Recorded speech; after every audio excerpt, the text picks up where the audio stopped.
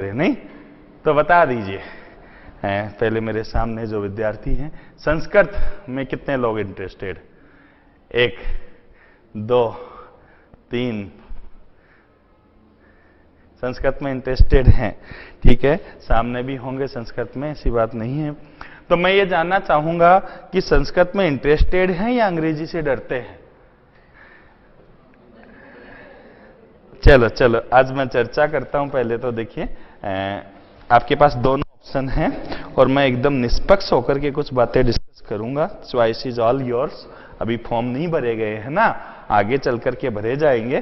तो मेरी आपको तो एक जो अपना जो मेन उद्देश्य है वो क्या है, अपनी सफलता मेन उद्देश्य है कि हमें सफलता इस 2020 वाले सेशन में चाहिए। यही तो है ना टारगेट, आपका यही टारगेट है। आपका जो लक्ष्य है वही लक्ष्य हमारा है, राइट। तो अब उस टारगेट के अंदर अंग्रेजी और संस्कृत विषय की अगर हम बात करें तो मैं सबसे पहले तो अंग्रेजी विषय, संस्कृत के बारे में तो ज्यादा कुछ जानता नहीं हूं, लेकिन हां इतना जरूर जानते हैं कि संस्कृत जो है वो जितना एक्सटेंसिव आता है रीट में, अंग्रेजी उतना एक्सटेंसिवली नहीं आता, सीमित रूप में अंग्रेजी आता है। अंग्रेजी का सिलेबस बहुत ही शॉर्ट है और संस्कृत की अपेक्षाकृत अधिक स्कोरिंग है। जितनी मेहनत आपको संस्कृत में करनी पड़ेगी उससे 50% मेहनत में आप अंग्रेजी को कर सकते हैं। भय ना कहें। आपकी सबसे बड़ा जो आपका जो बेनिफिट है वो पता है आपका क्या है, कि आप भीड़ में नहीं पढ़ रहे हैं। सबसे बड़ा बेनिफिट ये है। 1-to-1 सिचुएशन में, जैसे रेमेडियल टीचिंग में होता है ना, स्मॉल क्लास ग्रुप या टेबल टीचिंग जिसको ट्यूशन बोलते हैं, ट्यूटोरियल डिवाइस, तो उस तरीके से काम होना है। उसमें क्या होता है, इंडिविजुअल प्रॉब्लम्स को इजीली रिकॉग्नाइज किया जा सकता है और उनको रिजॉल्व भी किया जा सकता है, उनका समाधान किया जा सकता है। तो आज सबसे पहले मैं रीड के अंदर अंग्रेजी का क्या सिलेबस है वो डिस्कस कर लूं एक बार। संस्कृत वाले भी जानना तो चाहेंगे ना कि हां अंग्रेजी में क्या आता है। तो मैं जिस तरीके से आपके सामने सिलेबस डिस्कस करूंगा आपको यह पता लग जाएगा अंग्रेजी आपके कठिन पड़ेगी या आसान पड़ेगी। ठीक है, और आपको अंग्रेजी लेनी चाहिए, एटलीस्ट 2-4 दिन ट्राई करनी चाहिए या फिर नहीं करनी चाहिए। ओके, तो पूरा ओवरऑल सारा सिलेबस जो है उसकी हम चर्चा करने वाले हैं। रीड की बात कर रहे हैं। सुरेंद्र जी मेरे सामने नीचे लिखूं? अच्छा ठीक है, अच्छा ये इधर है ना, ठीक है, ओके ओके, अब ठीक है।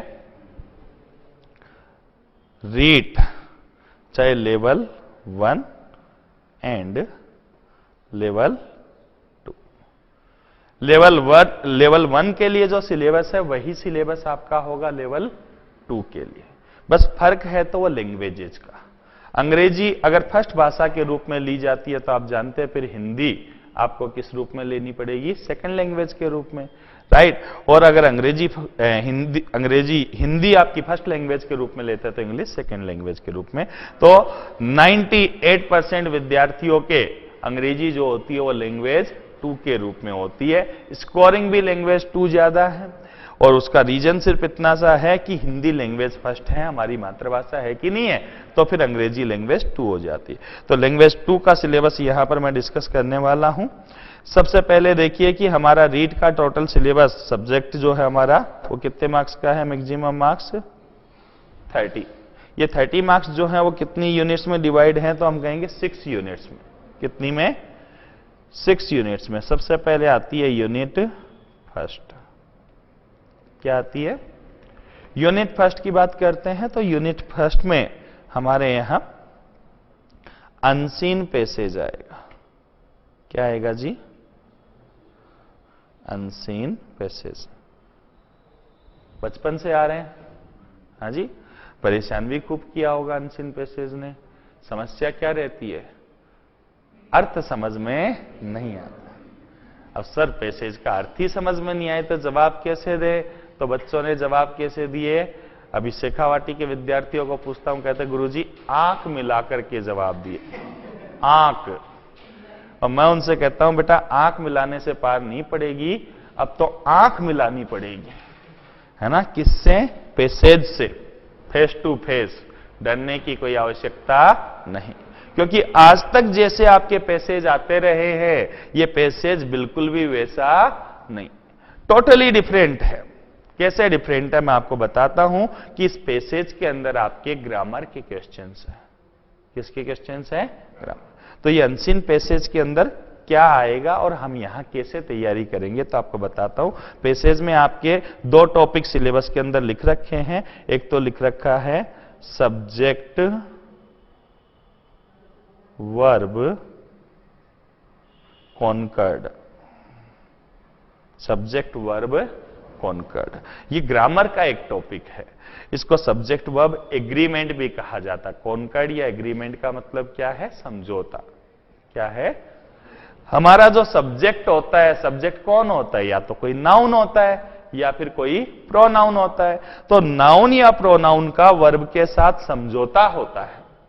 क्या समझौता होता है? ये वर्ब जो है वो नाउन या प्रोनाउन यानी सब्जेक्ट से कहती है कि भैया सब्जेक्ट अगर तुम अकेले आओगे तो मैं भी अकेली आऊंगी, और तुम अगर ग्रुप में आए तो मैं भी ग्रुप में आऊंगी। नहीं समझे? मैं समझाता हूं आपको। अगर सब्जेक्ट सिंगुलर होगा तो वर्ब भी, और सब्जेक्ट प्लूरल होगा तो वर्ब भी। ये सब्जेक्ट और वर्ब के बीच में एग्रीमेंट है।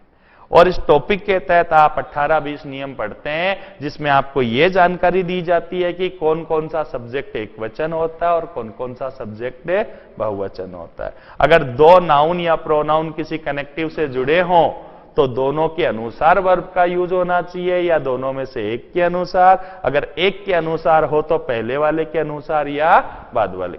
इस बात के नियम बनते हैं 18-20 नियम। एक एक नियम आपको यहां लिखाया जाएगा। हर नियम के बाद कम से कम 2-3 उदाहरण उस नियम के देकर के सोल्व करवाया जाएगा। और जब पूरा टॉपिक हो जाएगा फिर आपको उसकी एक्सरसाइज शीट दी जाएगी जिसमें 80 से 100 प्रश्न हम यहां पर सोल्व करेंगे।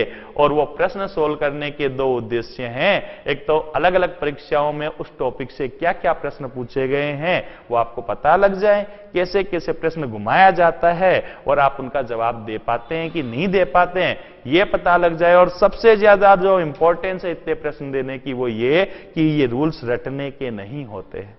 रटी हुई चीजें किसी काम नहीं है। तो 80 प्रश्न मान लो मैंने दे दिए। कितने दे दिए? एक्सरसाइज सीट में। और वो 80 प्रश्न अपन ने मिलकर के यहां सोल्व किए, डिस्कस किए। तो रूल तो 18-20 ही थे ना। 80 का मतलब हो गया हर रूल के ऊपर कितने क्वेश्चन हैं? 4। जब जब क्वेश्चन आएगा मैं पूछूंगा बोलो इसमें क्या आएगा, या तो आप जवाब देंगे या नहीं देंगे। अगर आप जवाब दे पाए तो बहुत अच्छी बात है, वेल एंड गुड। अगर नहीं दे पाए तो याद दिलाऊंगा, देखो इसमें ये 5 नंबर का रूल चल रहा है जिसमें आपको ये लिखा है कि अगर इस कनेक्टिव से जुड़ा हो तो इसके अनुसार वर्ब है। तो ऐसे बार बार वो रिपीट होगा कि नहीं होगा? तो उससे क्या होगा? आपके अभ्यास में वो रूल्स आ जाएंगे और आपको कोई दिक्कत नहीं आएगी। ये टॉपिक है, बड़ा आसान है। संस्कृत में चीजों को हम रटते हैं ना, रटना पड़ता है। बहुत सारे सूत्र, माहेश्वरी सूत्र हैं आपके, बहुत सारी चीजें, पता नहीं क्या क्या रटना पड़ता है। नहीं जी। और सबसे बड़ी चीज संस्कृत की शिक्षण विधियां संस्कृत में ही आती हैं, हिंदी में आती हैं? संस्कृत में ही आती हैं। हाँ, तो आपके संस्कृत रही है पहले कभी? और साइंस वाले तो भूल के ही संस्कृत नहीं लेते। ये तो आत्महत्या करने वाली बात हो गई। साइंस वालों को कहां संस्कृत समझ में आती है? संस्कृत तो लेता है तो आर्ट्स वाले लेते हैं।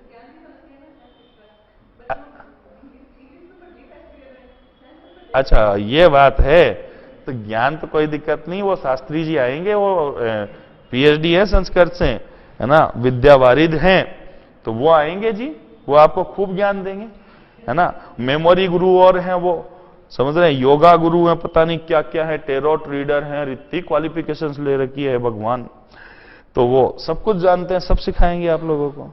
सब्जेक्ट वर्ब कॉन्कर्ड की हम बात कर रहे हैं। इस तरीके से ये टॉपिक आपका कोई परेशानी नहीं आएगी आपको, समझ रहे हैं। आपसे क्या अपेक्षित है इस टॉपिक में कहूं तो 18 से 20 नियम बताऊंगा। बताते समय कुछ समझ में नहीं आए आप मुझे बोलिए सर यहां समस्या है, दोबारा रिपीट करूं। रोज जब उस टॉपिक को शुरू करेंगे तो पहले वाले रूल्स को आते ही रिपीट करूंगा, तब आगे बढ़ूंगा। यानी क्लास के अंदर टॉपिक को पढ़ने से लेकर उसकी एक्सरसाइज तक कम से कम हर नियम को मैं 10 बार अपने मुंह से बोल लूंगा। कम से कम 10 बार। समझ में आ रही है ना बात? उद्देश्य यही है आपके अभ्यास में आ जाए। दूसरा टॉपिक है इसमें, वो है लिंकिंग डिवाइसेज। क्या टॉपिक है? Linking devices. अब ये लिंकिंग डिवाइसेज जो टॉपिक है, ये ज्यादातर शिक्षकों को और विद्यार्थियों को कंफ्यूज करके रखता है कि साहब इसमें क्या कवर हो। सबसे बड़ी चीज, सबसे इंपॉर्टेंट चीज होती है एक शिक्षक और विद्यार्थी दोनों के लिए, वो है सिलेबस का विश्लेषण। ये सबसे महत्वपूर्ण पहलू है, तैयारी का आरंभिक स्टेप और तैयारी का सबसे महत्वपूर्ण स्टेप ये। समझ में आ रही है बात? आप युद्ध लड़ते हैं तो युद्ध लड़ने से पहले एक नीति तैयार करनी होती है कि नहीं होती है?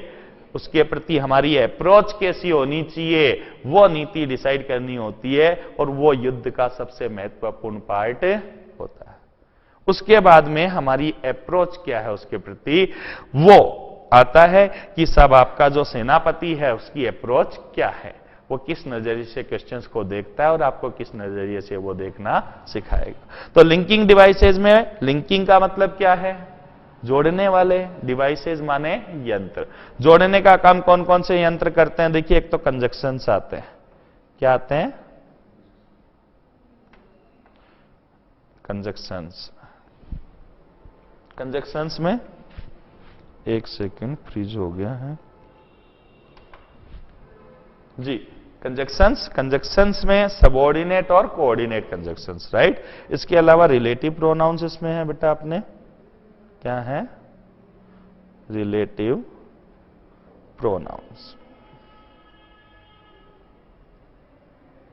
रिलेटिव प्रोनाउंस जानते हैं ना, हु, होम, हुज वगैरह। रिलेटिव प्रोनाउन होते हैं हमारे। WH वर्ड 3 काम करते हैं। WH वर्ड कितने काम करते हैं? 3। कौन कौन से करते हैं हम आपको बताते हैं। WH वर्ड अगर वाक्य के बीच में आए, कहां आए? किसी नाउन के या प्रोनाउन के बाद, किसी नाउन या प्रोनाउन के लिए ही अगर आए और उस नाउन प्रोनाउन का किसी अन्य नाउन प्रोनाउन या वर्ब से संबंध स्थापित करे। देखो, रिलेटिव प्रोनाउन, राइट। प्रोनाउन तो आप जानते क्या होता है, बताइए, खुलकर बोलिए, कोई दिक्कत नहीं। प्रोनाउन यानी सर्वनाम हो गया ना। सर्वनाम क्या है आपसे पूछा जाए, आप झिझक रहे तो मैं आपके मन की बात जानता हूं और मैं बता सकता हूं, है ना। आप मन में ये अच्छी तरह से जानते हैं कि प्रोनाउन वो शब्द होते हैं जो नाउन के बदले आते हैं। राम जयपुर गया, राम वहां 3 दिन रुका, राम ने वहां ये खरीदा, वो खरीदा। बार बार राम राम राम बोलेंगे तो वो मोनोटोनस हो जाएगा, उबाऊ हो जाएगा, नीरस भाषा हो जाएगी कि नहीं। तो नाउन के रिपीटिशन यानी दोहरान से बचने के लिए, नाउन के स्थान पर लैंग्वेज को एक वैरायटी देने के लिए कोई शब्द यूज में लिया जाता है, जिसे अपन क्या कहते हैं? प्रोनाउन कहते हैं। तो हम राम की जगह ही का यूज अंग्रेजी में करते हैं कि नहीं, हिंदी में वह का यूज करते हैं, तो वो वह या ही जो है वो क्या हो गया? प्रोनाउन हो गया। अब बात आती है रिलेटिव प्रोनाउन। रिलेटिव प्रोनाउन, तो रिलेटिव प्रोनाउन WH वर्ड होते हैं। कौन होते हैं? जो किसी नाउन के ठीक बाद आकर उस नाउन का किसी अन्य नाउन या वर्ब से क्या करते हैं? संबंध स्थापित करते हैं। अरे रिलेटिव किस काम आते हैं आजकल? संबंध स्थापित कराने के तो काम आते हैं। हाँ, मेरी ननद की जिठानी की छोरी है, हाँ, और तुम्हारी ननद की देवरानी की छोरी है, ऐसा करके और जोड़ देते कि नहीं जोड़ देते। तो बस रिलेटिव शब्द मतलब क्या है? जो रिलेशन स्थापित करे। किसका? एक नाउन का। किससे? किसी दूसरे नाउन या वर्ब से। ओके, रिलेटिव प्रोनाउन होते हैं, जैसे आप देखेंगे हु, हुम, हुज इत्यादि। हु, हुम, हुज, विच, डेट, ये होते हैं। अच्छा, यही WH वर्ड वाक्य के आरंभ में अगर आ जाते हैं, कहां? वाक्य के आरंभ में तो प्रश्न पूछते हैं कि नहीं पूछते हैं? और प्रश्न पूछते हैं तब ये प्रोनाउन का भी काम करते हैं, एडजेक्टिव का भी करते हैं और एडवर्ब का भी करते हैं। अगर वर्ब को प्रभावित करें, वर्ब के बारे में जाने, कार्य करने के ढंग को जानने के लिए आए, जैसे हाउ। हाउ से प्रश्न बनेगा तो क्या जानेगा? कार्य करने का ढंग जानेगा कि नहीं। तो वर्ब हो गई कि नहीं। वर्ब को करने का ढंग जान रहा है तो वो इंटेरोगेटिव एडवर्ब ऑफ मैनर है। इंटेरोगेटिव तो है क्योंकि प्रश्न पूछ रहा है, राइट। और वो वर्ब को प्रभावित करने वाला शब्द एडवर्ब होता है कि नहीं, तो इंटेरोगेटिव एडवर्ब ऑफ मैनर हो गया। अगर कार्य को करने का समय जान रहा है, जैसे कि व्हेन, तो व्हेन से प्रश्न शुरू हो तो व्हेन हो गया इंटेरोगेटिव एडवर्ब ऑफ टाइम, क्योंकि वो कार्य को करने के समय को पूछ रहा है। समझ रहे हैं? वेयर अगर किसी कार्य को करने के स्थान को जानने के लिए आया है तो इंटेरोगेटिव एडवर्ब ऑफ प्लेस हो जाएगा। समझ में आ रही है बात? हाँ। हाउ ऑफन शब्द आ गया, हाउ ऑफन यानी कितनी बार, तो किसी कार्य को कितनी बार किया गया है ये जानने को आ रहा है तो इंटेरोगेटिव एडवर्ब ऑफ फ्रीक्वेंसी हो जाएगा। राइट? किसी नाउन के ठीक पहले आता है हुज फादर, तो फादर पे अधिकार दर्शा रहा है कि नहीं, इंटेरोगेटिव एडजेक्टिव होता है जी।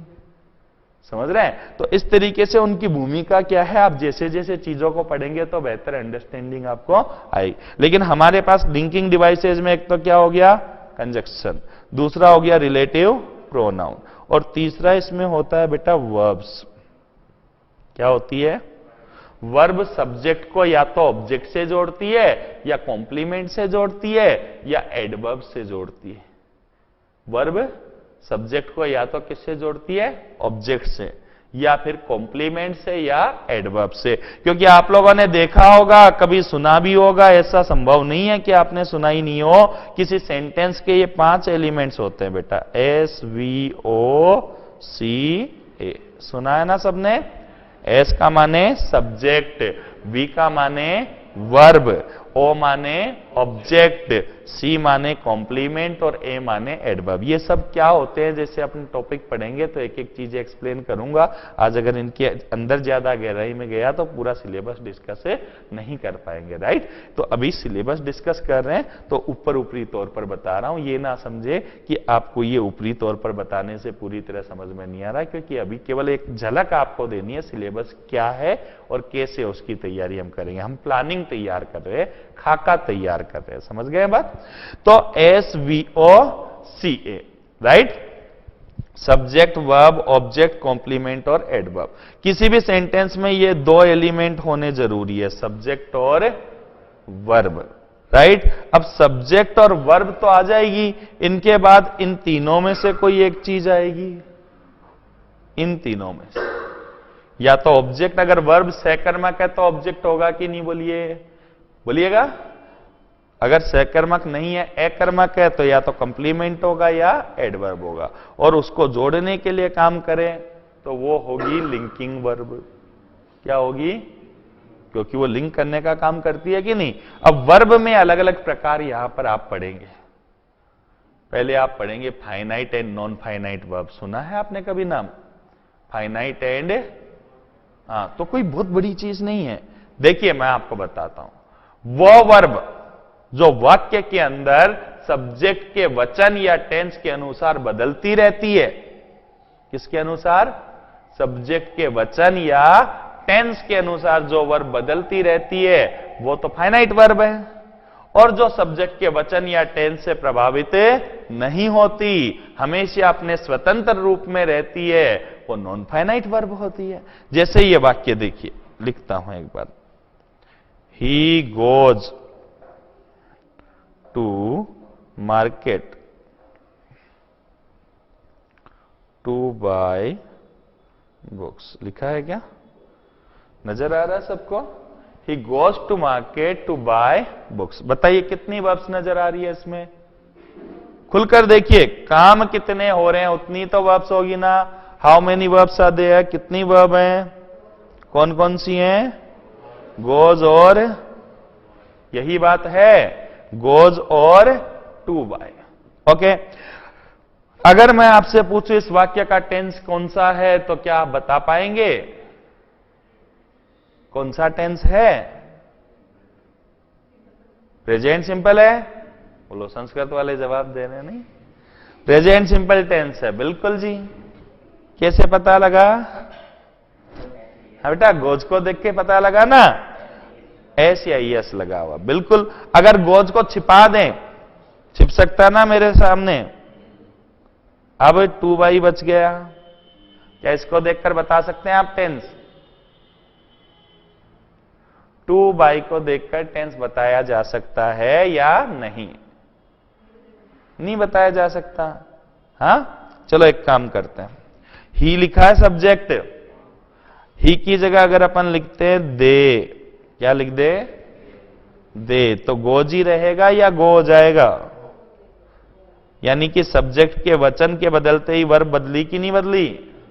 बदली। इस वर्ब में कोई परिवर्तन होगा क्या? टू बाई में तो कोई परिवर्तन होगा ही, यानी ये वर्ब सब्जेक्ट के वचन के अनुसार बदल रही है, जबकि ये नहीं बदल रही। अच्छा, टेंस बदल कर देखें अपन। कौन सा टेंस बताया आपने? प्रेजेंट सिंपल बताया ना। अगर पास्ट सिंपल कर दे तो बेटा वर्ब की सेकंड फॉर्म आती है ना उसमें, तो गो की सेकंड फॉर्म क्या हो जाएगी? वेंट। अच्छा, यहां पर कोई चेंज आएगा? टू के बाद तो फर्स्ट फॉर्म ही तो आती है, चाहे वाक्य प्रेजेंट का हो, चाहे पास्ट का हो, चाहे फ्यूचर का हो, टू के बाद हमेशा वर्ब की, यही तो बात है ना। तो क्या ये वर्ब सब्जेक्ट के वचन और टेंस दोनों के अनुसार बदल रही है, तो कौन सी वर्ब हुई? बोलो। फाइनाइट। फाइनाइट का शाब्दिक अर्थ होता है सीमित, कंट्रोल्ड, नियंत्रित। तो ये वर्ब नियंत्रित हो रही है कि नहीं बताइए? सब्जेक्ट के वचन से भी नियंत्रित हो रही है और वाक्य के टेंस से भी नियंत्रित हो रही है। तो ये कौन सी वर्ब हो गई? फाइनाइट वर्ब, यानी एफवी। ओके, और इस पर कोई किसी का नियंत्रण नहीं चल रहा, ना तो टेंस का, ना सब्जेक्ट के वचन का। तो कौन सी वर्ब हो गई? बोलो। Non finite. बोलो, होगी कि नहीं? Non finite verb. ओके, समझ में आई बात? इस तरीके से फाइनाइट और नॉन फाइनाइट वर्ब, ट्रांजिटिव और इंट्रांजिटिव हिंदी में पढ़ा होगा ना, सकर्मक और वह वर्ब जिसके बाद कर्म आए वो सकर्मक होती है, और जिसके बाद कर्म नहीं आए वो कौन सी होती है? एकर्मक होती है। बोलो, हंसना सकर्मक क्रिया है या एकर्मक है? सोचिए। हंसना एकर्मक है, क्योंकि हंसने का कोई ऑब्जेक्ट हो ही नहीं सकता। सोना, ये भी एकर्मक है। रोना, पढ़ना, क्या पढ़े? पुस्तक पढ़ सकता है, पत्र पढ़ सकता है, स्टोरी पढ़ सकता है, तो वो सकर्मक होगी। पढ़ना कौन सी होगी? उड़ना, उड़ना एकर्मक ही होती है, उसका कभी ऑब्जेक्ट हो ही नहीं। आकाश में उड़ेगा तो बेटा वो उड़ने का स्थान हो गया ना, तो काम करने का जो स्थान होता है वो एडवर्ब ऑफ प्लेस कहलाता है, और काम करने का जो समय होता है वो एडवर्ब ऑफ टाइम कहलाता है। बताया ना मैंने आपको। तो कैसे पहचाने कि कोई वर्ब सकर्मक है या एकर्मक? सवाल यही तो है। तो अंग्रेजी में आपको बताया जाएगा कि ऑब्जेक्ट को कैसे पहचाना जाता है। हाँ जी, क्रिया से क्या पूछिए तो डायरेक्ट ऑब्जेक्ट मिलता है, और क्रिया से किसे या किसको पूछिए तो इनडायरेक्ट ऑब्जेक्ट मिलता है। क्या पूछने पर? डायरेक्ट। हाँ जी, सोहन एक आम खाता है, क्या खाता है? तो ऑब्जेक्ट मिला ना। तो बोलो, खाना सकर्मक क्रिया हुई कि एकर्मक? दिनेश एक पत्र लिखता है, क्या लिखता है? तो ऑब्जेक्ट मिला ना, और ऑब्जेक्ट है तो वर्ब कौन सी हो गई? सकर्मक। लेकिन सरिता नृत्य करती है, क्या नृत्य करती है लिखा है क्या? नहीं, तो नृत्य करना सकर्मक हुई कि एकर्मक हुई? समझ में आ रही है बात? चलो, ये तो हो गया हमारा बेटा क्या? पहली इकाई। कौन सी इकाई? पहली। 5 नंबर की इकाई है, कितनी की? 5 मार्क्स की। ये सारी चीजें हम पढ़ लेने के बाद क्या करेंगे, आपको पहले तो इंडिविजुअल एक एक चीज की एक्सरसाइज करवाएंगे। मैंने कहा 80 से 100 क्वेश्चन। उसके बाद परीक्षा में ये कैसे आना है, तो आपके अनसीन पैसेज और उससे आने वाले प्रश्न साथ में होंगे, और उनको अपन मिलकर के क्या करेंगे? सोल्व करेंगे। और यहां तक आपकी मदद की जाएगी कि आप में से कोई विद्यार्थी कहता है कि सर अर्थ ही समझ में नहीं आता, तो भी कैसे आप जवाब दें? आपको अर्थ नहीं आता हो तो भी सही जवाब तक कैसे पहुंचे, उसमें भी आपकी मैक्सिमम हद तक मदद की जाएगी। यानी ऐसा होगा, देखो इसमें मैंने बताया ना, ग्रामर के बेस पर प्रश्न आएंगे बेटा पैसेज में, तो अर्थ समझ में आए नहीं आए। 5 प्रश्नों में से एक प्रश्न तो आएगा फेल्सीज का, तर्क दोष का। किसका? तर्क दोष का। एक प्रश्न आ जाएगा किसका, आपका लिंकिंग डिवाइसेस का, एक या दो प्रश्न इसके आएंगे, और एक प्रश्न आ जाएगा सब्जेक्ट वर्ब कॉन्कर्ड का। एक आधा प्रश्न आएगा जो पैसेज के अर्थ पर निर्भर करेगा, समझ रहे हैं। और अर्थ का भी सॉल्यूशन अपने पास में आपको पढ़ाएंगे तो बताएंगे कि भैया पूरे पैसेज का अर्थ अगर आपको नहीं आता हो तो कोई टेंशन नहीं है, आप पैसेज की रीडिंग ही मत लगाओ, अर्थ ना आने की समस्या ही खत्म। होगी कि नहीं होगी, हैं? मैं बताता हूं क्या होता है कि आप जब पैसेज की रीडिंग लगाते हैं तो समय ज्यादा लगता है कि नहीं लगता है ना। लेकिन पैसेज जो है उसमें जितनी पंक्तियां होती हैं, जितनी उसकी क्वांटिटी है, उसकी 1/5 क्वांटिटी उसके क्वेश्चन में होती है। क्वेश्चन टोटल कितने आएंगे, 5। 5 क्वेश्चन मतलब 5 लाइनें ही तो हुई ना, पैसेज में तो 20 लाइनें हो सकती हैं। अब जितनी देर में आप पैसेज पढ़ेंगे उतनी देर में क्वेश्चंस को 5 बार पढ़ सकते हो कि नहीं। पैसेज में जो भी मेन बातें आई हैं उन्हीं बातों पर तो प्रश्न बनते हैं कि नहीं बनते हैं। तो क्या है, अगर आप पहले पैसेज पढ़ते हैं तो आपको पता ही नहीं आप पैसेज क्यों पढ़ रहे हैं। ये तो कुछ इस तरह से हो गया कि आपको कहां जाना है यहां से तो सोचा नहीं, सालासर बस स्टैंड पहुंचकर सोचा तो पता लगा मेरे को तो नवलगढ़ जाना था।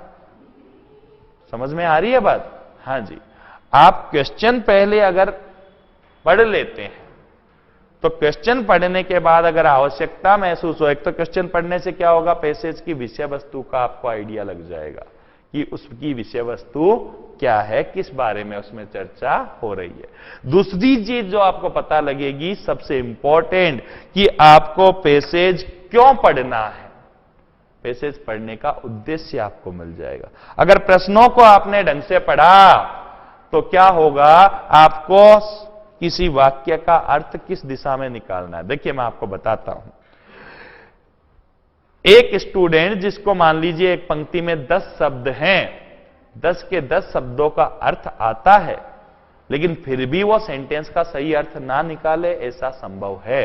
और दूसरी ओर एक ऐसा विद्यार्थी जिसको 10 शब्द सेंटेंस में है, उनमें से 3 का अर्थ आता है, फिर भी वो पैसेज का सही अर्थ निकाल ले, ऐसा संभव है। समझ में आ रही है बात? जैसे मीट शब्द होता है, मीट, MEET। अब मीट का अर्थ क्या होता है, मिलना होता है, बेसिकली किसी से पूछेंगे। लेकिन मीट का अर्थ पूरा करना भी होता है। जैसे you do not meet our requirement, आप हमारी अर्हताओं को पूरा नहीं करते हैं। समझ रहे हैं, वहां मीट का अर्थ पूरा करना है।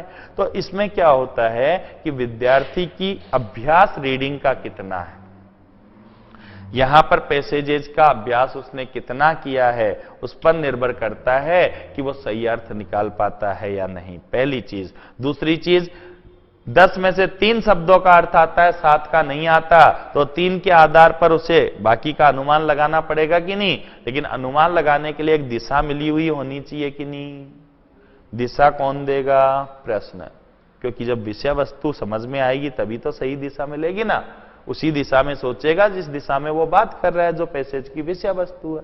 समझ में आ रही बात? तो उसमें क्या होता है कि क्वेश्चंस की आप रीडिंग लगा लेते हैं, आपको विषय वस्तु समझ में आ जाती है। दूसरी बात आती है कि आप जब पैसेज की रीडिंग लगाते हैं तो आपको पता होता है कि भाई ये क्वेश्चंस हैं जिनका जवाब जानने के उद्देश्य से मुझे ये पैसेज पढ़ना है, राइट। तो ऐसी सिचुएशन में होता क्या है कि जब आप पैसेज की रीडिंग लगाते हैं, चूंकि आप क्वेश्चंस की रीडिंग पहले लगा चुके हैं, क्वेश्चंस आपके माइंड में हैं, तो उस सिचुएशन में जैसे ही पैसेज के दौरान प्रश्न का जवाब आपके सामने आएगा तो बोलिए दिमाग को स्ट्राइक करेगा कि नहीं, अरे यही तो है, आएगा माइंड में कि नहीं आएगा, अरे ये तो उसका जवाब है, कैच करेगा ना माइंड। और अगर पहले पैसेज की रीडिंग लगाते तो आपको पता ही नहीं था कौन से सवाल का जवाब ढूंढ रहे हैं, आप तो एक एक शब्द के अर्थ में लगे रहते, किसी शब्द का अर्थ नहीं आता तो पड़ोसी के कौन ही मार रहे होते, नहीं तो आपको टाइम भी लग जाता, उसके बाद भी खाली पैसेज पढ़कर पार पड़ जाती, क्या प्रश्न तो पढ़ नहीं पड़ते हैं, तो प्रश्नों को बाद में पढ़ने के बजाय पहले पढ़ ले। तो ये बहुत सी तरकीब है जिनसे कि अपन इनको सोल्व करेंगे। वोकेबुलरी बेस्ड भी एक क्वेश्चन आएगा जिसके अंदर शब्द का अर्थ आपको नहीं पता हो तो भी उसके सही जवाब तक कैसे पहुंचा जाए, ये आपको बताया जाएगा कि अर्थ नहीं पता है तो पंक्ति से उसका अर्थ कैसे निकाला जाता है और कैसे चारों ऑप्शन में से सही ऑप्शन तक पहुंचा जाता है। यही सारी चीजें पैसेज के प्रश्नों को सोल्व करते करते आपको सिखाई जाएगी, क्योंकि तैरना सीखना है तो वो तैरते तैरते ही सीखा जा सकता है, समझ रहे हैं। चलना सीखना है उसके लिए चलना पड़ता है, बोलना सीखने के लिए बोलना पड़ता है, राइट। और पैसेज सोल्व करने के लिए पैसेज सोल्व करना पड़ता है, राइट। तो ये तो हो गया हमारा सेक्शन है, 5 मार्क्स का है। और यकीन मानिए कि ये 5 मार्क्स जो हैं इसको पढ़ाने के सभी शिक्षकों के अलग अलग तरीके हैं। कोई शिक्षक पहले दिन पैसेज पकड़ा देता और कहता है जैसे करते आए हो वैसे करो, आंख मिलाओ। हम कहते हैं आंख मत मिलाओ, आंख मिलाओ, आंख। हाँ जी, एकदम पैसेज से आंख मिलाओ बेटा, बहुत दिन डराया तूने हमें, अब हमारी डराने की बारी है। हाँ जी, ये एटीट्यूड आपका होना चाहिए पैसेज के प्रति। अब सेक्शन बी और सी यानी यूनिट सेकंड और यूनिट थर्ड, दोनों 5-5 मार्क्स के हैं, यूनिट सेकंड और यूनिट थर्ड। नजर आ रहा है आपको? यूनिट सेकंड और यूनिट थर्ड ये है बेटा लिटरेचर, 10 मार्क्स की लिटरेचर है, 10 दिन भी लगेंगे नहीं, उंगलियों पर याद हो जाएगी, 10 में से 10 लाओगे। इतनी लिमिटेड है। कठिन क्यों लगती है? क्योंकि साहित्य अंग्रेजी का कभी पढ़ा नहीं, बस एक झूठा भ्रम और भय है मन में, अरे नहीं कहीं कट गए तो, कहीं कम मार्क्स आ गए तो। लेकिन वास्तविकता यह है संस्कृत जो है वो इतनी गहन भाषा है, एक हल्की सी मात्रा का फर्क पड़ जाए ना, शुद्ध अशुद्ध का प्रश्न पूछ लेना तो अच्छे अच्छे हिल जाते हैं। कितने शब्द रटोगे आप? असंख्य शब्द हैं। समझ में आ रही है बात? इसके अंदर तो कंसेप्ट है। खड़े खड़े मैं आपको सारी लिटरेचर जो आपके है यहां खड़े खड़े अभी देखो 5 मिनट में बताता हूं। यूनिट सेकंड के अंदर अलंकार हैं। क्या है? अलंकार, जिनको अंग्रेजी में कहते हैं लिटरेरी डिवाइस या लिटरेरी टर्म्स। कौन कौन से अलंकार है? देखो पहला अलंकार है एलिट्रेशन। हिंदी में इसको क्या कहते हैं? अनुप्रास अलंकार। मैं हिंदी और अंग्रेजी दोनों में बाइलिंगुअल पढ़ाऊंगा आपको। हाँ जी, अनुप्रास अलंकार सुना है आप सभी ने? अनुप्रास अलंकार, रघुपति राघव राजा राम, रे की ध्वनि रिपीट हो रही है कि नहीं? दो तरह से प्रश्न पूछेगा बेटा अनुप्रास अलंकार से। आपके अलंकार कौन कौन से? पहले तो वो लिख दूं क्या? तो एक तो एलिट्रेशन हो गया, ये यूनिट थर्ड नीचे लिखेंगे अपन, एलिट्रेशन हो गया। एलिट्रेशन के अलावा सिमिली। क्या है? सिमिली को हिंदी में कहते हैं उपमा अलंकार। कौन सा? उपमा। फिर है मेटाफर। मेटाफर नजर आ रहा है? मेटाफर। मेटाफर को हिंदी में कहते हैं क्या? रूपक। रूपक अलंकार सुना आपने? फिर है आपके पर्सोनिफिकेशन।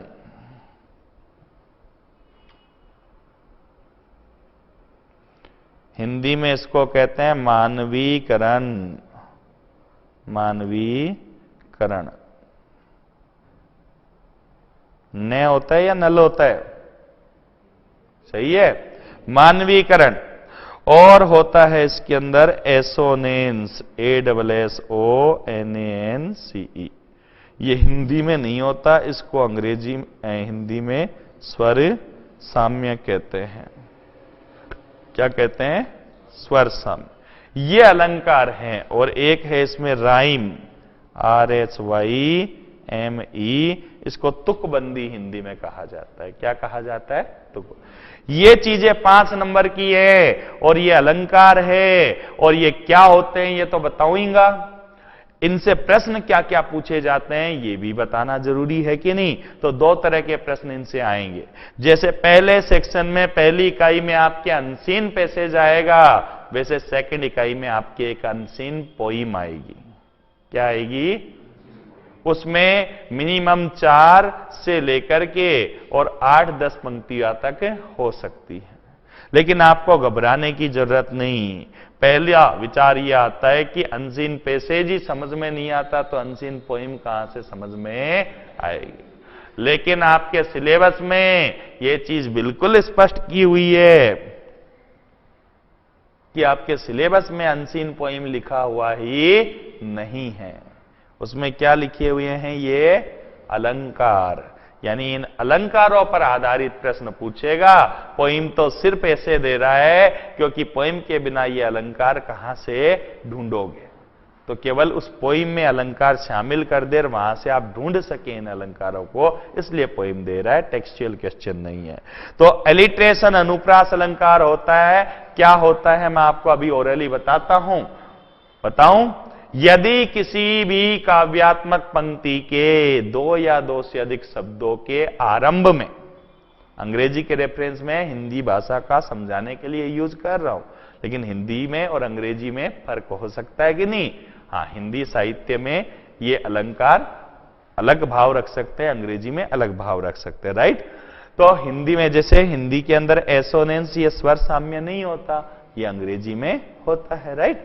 तो किसी भी काव्यात्मक पंक्ति के दो या दो से अधिक शब्दों के आरंभ में अगर किसी व्यंजन ध्वनि का दोहरान होता है, दोबारा बोलूं, किसी भी काव्यात्मक पंक्ति यानी एक कविता की एक पंक्ति के दो या दो से अधिक शब्दों के आरंभ में अगर एक ही व्यंजन ध्वनि का दोहरान होता है। अब लोग गलती से ऐसा कह देते शब्द का दोहरान, पूरे शब्द का दोहरान नहीं होता, शब्द के आरंभिक व्यंजन ध्वनि का दोहरान होता है, तो वह अलंकार कौन सा अलंकार कहलाता है? एलिट्रेशन, जिसे अनुप्रास अलंकार भी कहा जाता है। हिंदी में मैंने उदाहरण दिया रघुपति राघव, राजा राम, और उदाहरण देता हूं खड़क सिंह के खड़कने से खड़कती हैं खिड़कियां, खिड़कियों के खड़कने से खड़कता है खड़क सिंह। और वो एक गाना आया था, एक मूवी आई थी कोई आमिर खान वाली, जिसमें आया चंदा चमके चमचम चीखे चौकन्ना चोर, और चीटी चाटे चीनी चटोरी चीनी खोर। और एक आया पके पेड़ पर पका पपीता, पका पेड़िया पका पपीता, पके पेड़ को पकड़े पिंकू, पिंकू पकड़े पका पपीता। पे की ध्वनि रिपीट हुई कि नहीं हुई? बोलो। ऐसे अंग्रेजी में आता है round and round the rugged rock the ragged rascal rain. सब में रे की ध्वनि रिपीट हो रही है कि नहीं? बोलिए। हाँ जी। ओ वाइल्ड वेस्ट विंड, डब्ल्यू की साउंड रिपीट हुई कि नहीं? पीबी शैली ने कविता लिखी वेस्ट विंड, जिसकी ओपनिंग लाइन है ओ वाइल्ड वेस्ट विंड। तो आप देख रहे हैं तीन शब्दों के आरंभ में डब्ल्यू साउंड रिपीट हो रही है। पूछे इसमें कौन सा अलंकार है? प्रश्न कैसे पूछेगा आप बता रहा हूं। कौन सा अलंकार है इस पंक्ति में? तो आप क्या कहेंगे? इनमें से ऑप्शन देगा बेटा, तो आप क्या कहेंगे? अलिट्रेशन है। दूसरा प्रश्न पूछेगा इस पंक्ति में अलिट्रेशन कौन सी ध्वनि का है? तो वाइल्ड वेस्ट विंड में आप कहेंगे डब्ल्यू साउंड का है। कह सकते हैं कि नहीं? और तीसरा प्रश्न पूछने का जो तरीका है वो क्या है? वो कहेगा, परिभाषा लिख देगा, the repetition of same consonant sound in two or more than two words in a poetic line is called। और चार ऑप्शन देगा, लिटरेशन, पर्सोनिफिकेशन, सिमिली और मेटाफर। आपके इतना सा समझ में आया, कॉन्सोनेंट साउंड का रिपीटेशन की बात कर रहा है, मतलब कि एक ही है, कौन सा? अलिट्रेशन। परेशान करेगा क्या अर्थ बताइए? और ये सारे काम यहां करवाऊंगा मैं, एक बार नहीं 20-20 बार करवाऊंगा। समझ में आ रही है ना बात? जांचेंगे तो बिल्कुल निसंदेह होकर, टेंशन, मेरे को कोई पर्सनल लाभ होगा क्या? नहीं होगा। आप अकेले के संस्कृत या अंग्रेजी लेने से, भाई दुनिया के सारे तो संस्कृत लेना शुरू करेंगे नहीं। पहली बात, कुछ तो अंग्रेजी लेंगे ही, और जितने कम को पढ़ाऊं उतना ही आराम है, उतनी कम टेंशन होगी कि नहीं? क्योंकि मेरी क्लास में आप आ गए तो आपकी टेंशन मेरी बन गई कि नहीं बन गई? आपकी जिम्मेदारी पूरी तरह से मेरी हो गई कि नहीं? आपकी सफलता और असफलता मेरी जिम्मेदारियां बनती है, मेरी जवाबदारी उसके लिए बनती है कि नहीं बनती है? राइट। तो लोड, ज्यादा बच्चे तो ज्यादा लोड होगा, कम होंगे तो कम होगा। लेकिन बात बता रहा हूं, मानवता के नाते एक शिक्षक हूं ना, गलत राय दे ही नहीं सकता। समझ रहे हैं? नफा नुकसान देखने वाली बात ही नहीं होती है। सही राय देना उचित, सबसे पहली चीज तो वो बात है, लेकिन अंतिम निर्णय स्वयं का ही होना चाहिए। ये भी वास्तविकता है, ये जिंदगी का सार है। कितना ही अच्छा राय देने वाला मिल जाए आपको जिंदगी में, आखिरी निर्णय आपका स्वयं का होना चाहिए। इस भगवान ने आपको सोचने समझने की शक्ति दी है, तो अपने तर्क की कसौटी पर जरूर उसको उतारिए। ठीक है, तो अभी अलिट्रेशन बोलो, आइडिया लगा क्या? फिर आता है सिमिली। सिमिली का अर्थ होता है क्या? उपमा। सुना है हिंदी में उपमा अलंकार? क्या होता है बता सकते हो? कुछ जानते हो?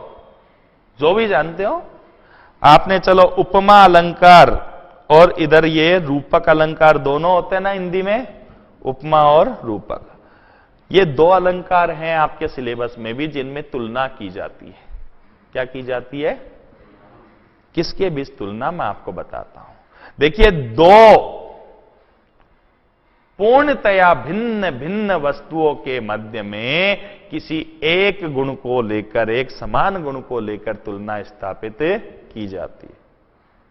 हाँ जी, दो भिन्न भिन्न वस्तुओं के टोटली डिफरेंट थिंग्स है, टू कंप्लीटली डिफरेंट थिंग्स के मध्य में किसी एक गुण को लेकर के और तुलना स्थापित की जाती है।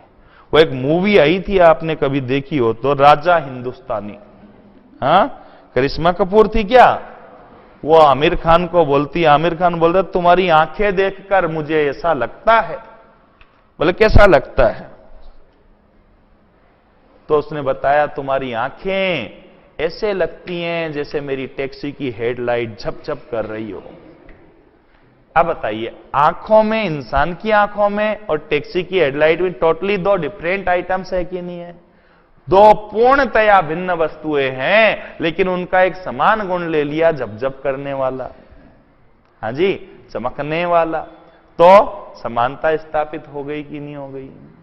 समझ में आ रही है बात? ऐसे ही अगर कोई कहता है कि वो सोहनलाल मुझे उल्लू की तरह घूर रहा था, अब सोहनलाल इंसान का बच्चा है, उल्लू किसी पक्षी का बच्चा है, दोनों में कहीं कोई समानता नहीं है क्या?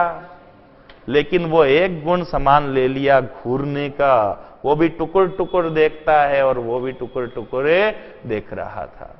तो दोनों में समान गुण लेकर के समानता स्थापित कर दी। ये जो अलंकार है बेटा, केवल साहित्य में नहीं पाए जाते, हम अपनी बोलचाल की भाषा में भी इनका प्रयोग करते हैं, और बस इनको आइडेंटिफाई करना बाकी है। बहुत ही इंटरेस्टिंग चीज है। आप दिन में 10 बार इनमें से हर एक अलंकार का यूज करते हैं, दिन में 10 बार। इतना आसान है।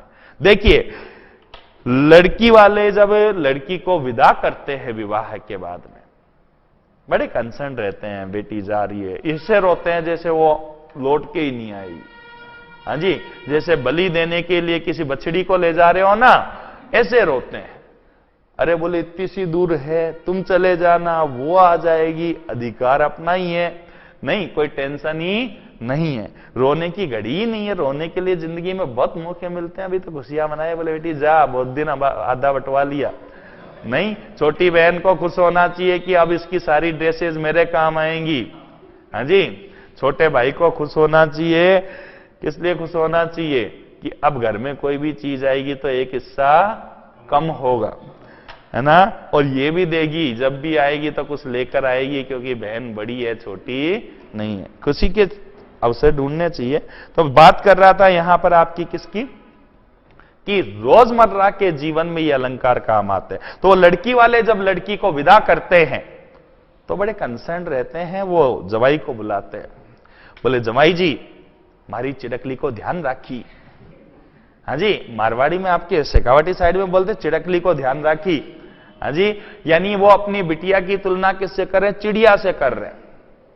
लेकिन फर्क है उपमा में और रूपक में, सिमिली में और मेटाफर में। क्या फर्क है? सिमिली के अंदर कौन से गुण के मध्य तुलना स्थापित कर रहे हैं, ये स्पष्ट होता है। पहली चीज, सबसे मेन चीज तो क्या होता है? सिमिली में एज और लाइक शब्द आता है। ज्यादातर शिक्षक आपको ये एकमात्र चीज बताएंगे। और ये उचित भी है। ए अंग्रेजी में एज या लाइक शब्द लिख करके तुलना की जाए तो क्या होता है? सिमिली। जैसे वह शेर की तरह दहाड़ता है तो सिमिली हो गई। और डायरेक्ट कंपेयर कर दे, एज और लाइक शब्द नहीं आए, हम कहें वो शेर है, वो क्या है? शेर है। बेटा अभी आप लोगों को सबको केवल ये सिलेबस उतारना है, ठीक है ना? ये सारी चीजें मैं डिटेल में व्यवस्थित रूप से आपको परिभाषा लिखाऊंगा, उदाहरण भी लिखाऊंगा, प्रिंटेड में भी दूंगा, दोनों काम करूंगा। ओके, तो अभी केवल एक्सप्लेन कर रहा हूं, सिलेबस एक्सप्लेन कर रहा हूं। अभी निश्चिंत रहिए, आपको एक एक इकाई परफेक्ट 100% करवाना मेरी जिम्मेदारी है, समझ रहे? बिल्कुल निश्चिंत रहिए। मैं बच्चों पर रत्ती इतना सा भरोसा नहीं करता, मैं स्टूडेंट्स पर इतना सा फूटी कोड़ी भरोसा नहीं करता, क्योंकि मैं खुद स्टूडेंट रहा हुआ हूं। मैं जानता हूं भरोसे के लायक धर्म ही को नहीं, हकीकत वास्तविकता। क्यों? क्योंकि पहले कहेंगे मम्मी, जैसे मेरे को घर वाले डांटते थे, सामने बिठाकर पढ़ाते थे, मैं कहता ठंड लग रही, रजाई ओढ़ लूं थोड़ी सी। अब दया खा के ठीक है ओढ़ ले। ओढ़ने के बाद में पैर दुख रहे हैं, थोड़े टेढ़े कर लूं, लंबे कर लूं, और लंबे करते करते कब कब टाइम बोल जाता था पता ही भरोसा हो ही नहीं सकता।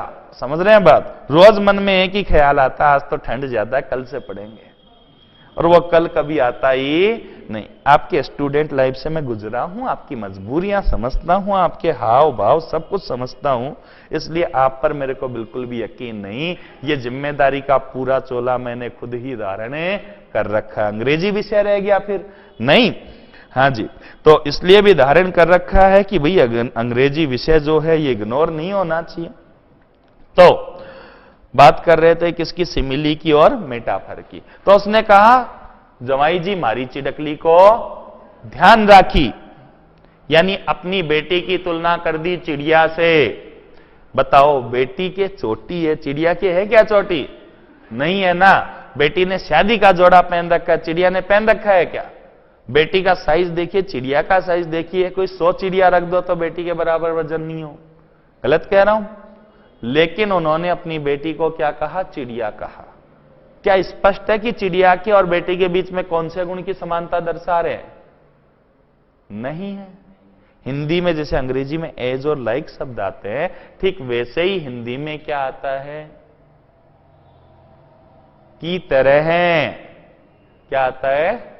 बताया था ना, उल्लू की तरह घूर रहा था, की तरह यानी एज और लाइक, राइट? अब उन्होंने कहा मारी चिड़कली को ध्यान राखी, मतलब चिड़िया से तुलना कर रहे हैं, तो चिड़िया का कौन सा गुण ये स्पष्ट नहीं है। हो सकते हैं वो कहना चाहते हैं कि साहब मारी जो लड़की है वो चिड़िया की तरह फुरफुर उड़ने की आदत रखती है, कब उड़ जाए कोई पता नहीं, ध्यान रखना। हाँ जी, संभाल कर रखना। हो सकता वो कहना चाह रहे हैं कि साहब चिड़िया की तरह इतना सा खाती है, जितना सा तो हम दे रहे हैं, तुम तो अपना पेट भर लेना, वही बहुत है। तो कोई भी अर्थ हो सकता है।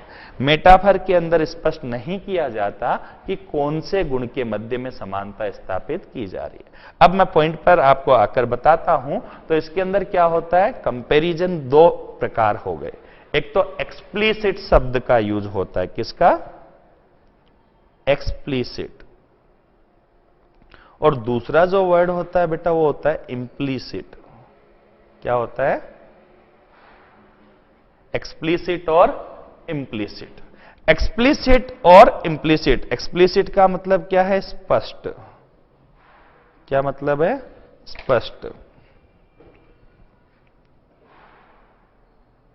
ओके। और इम्प्लिसिट का मतलब क्या है? हिडन। हिडन यानी छिपा हुआ, राइट? मेटाफर में कौन से गुण के मध्य में समानता है? ये चीज छुपी हुई होती है। जबकि सिमिली जो है उसमें कौन से गुण के मध्य में समानता है? वो चीज स्पष्ट होती है। ये अलंकार है जी, डेली लाइफ में इनका यूज कीजिए। आप देखिए कि बिना चवन्नी खर्च किए आप पूरी दुनिया को खुश कर सकते हो। गृहिणियां होती कि नहीं होती हैं? कभी भी नई साड़ी पहने, नहा धोकर तैयार हो, बेचारियों का मन हो तो पूछती है जी कैसी लग रही हूं। नहीं, आदमी बावड़ा मोबाइल में लगा पड़ा, हाँ ठीक लग रही है।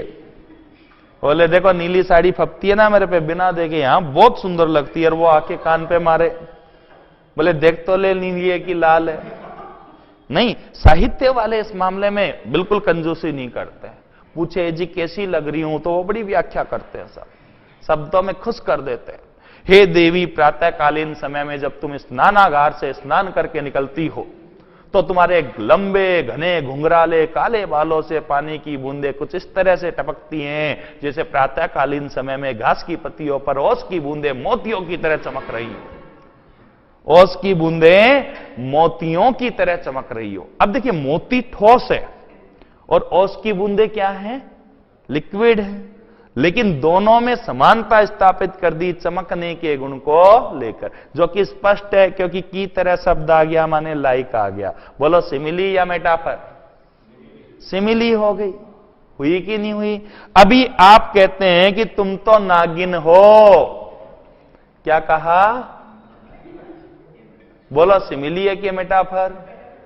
मेटाफर है, क्योंकि नागिन के और उसके बीच में कौन से गुण की तुलना कर रहा है, समानता दर्शा रहा है, यह स्पष्ट नहीं। हो सकता है वो पॉजिटिव सेंस में कहना चाहते हो, देवी नागिन की तरह बल खाकर चलती हो, पॉजिटिव है ना। हो सकता है वो कहना चाह रहा नागिन की तरह वफादार हो, जिस तरह से नागिन अपने पति की मौत का बदला लेती है, हां तुम भी लोगी। यह हो सकता है वो कहना चाह रहा है कि तुम नागिन की तरह बात बात में जहर उगलती। हाँ हाँ बिल्कुल बिल्कुल, मैं बताता हूं। हाँ, तो दोबारा देखिए ये सारे एलिट्रेशन। सबसे पहले हमने एलिट्रेशन बताया आपको। एलिट्रेशन माने अनुप्रास अलंकार था, जो हमने डिस्कस किया। परिभाषा ओरली आपको अभी बता रहा हूं, रिटर्न के अंदर एक एक चीज लिखाएंगे, बहुत सारे उदाहरण देंगे, उसके अंदर पहले मैं आपको बताऊंगा, फिर आपको पहचानने का अवसर भी दूंगा, राइट। तो अभी हम बात कर रहे थे कि एलिट्रेशन क्या है, तो अभी हिंदी में परिभाषा बताऊं तो किसी भी काव्यात्मक पंक्ति यानी कि कविता की किसी एक पंक्ति के दो या दो से अधिक शब्दों के आरंभ में अगर कोई व्यंजन ध्वनि बार बार रिपीट होती है, कौन सी ध्वनि? व्यंजन ध्वनि, तो वो क्या कहलाएगी? अनुप्रास अलंकार कहलाएगी। इंग्लिश में कहूं तो इंग्लिश में परिभाषा सुनिए, the repetition of the same consonant sound at the beginning of two और more than two words in a poetic line.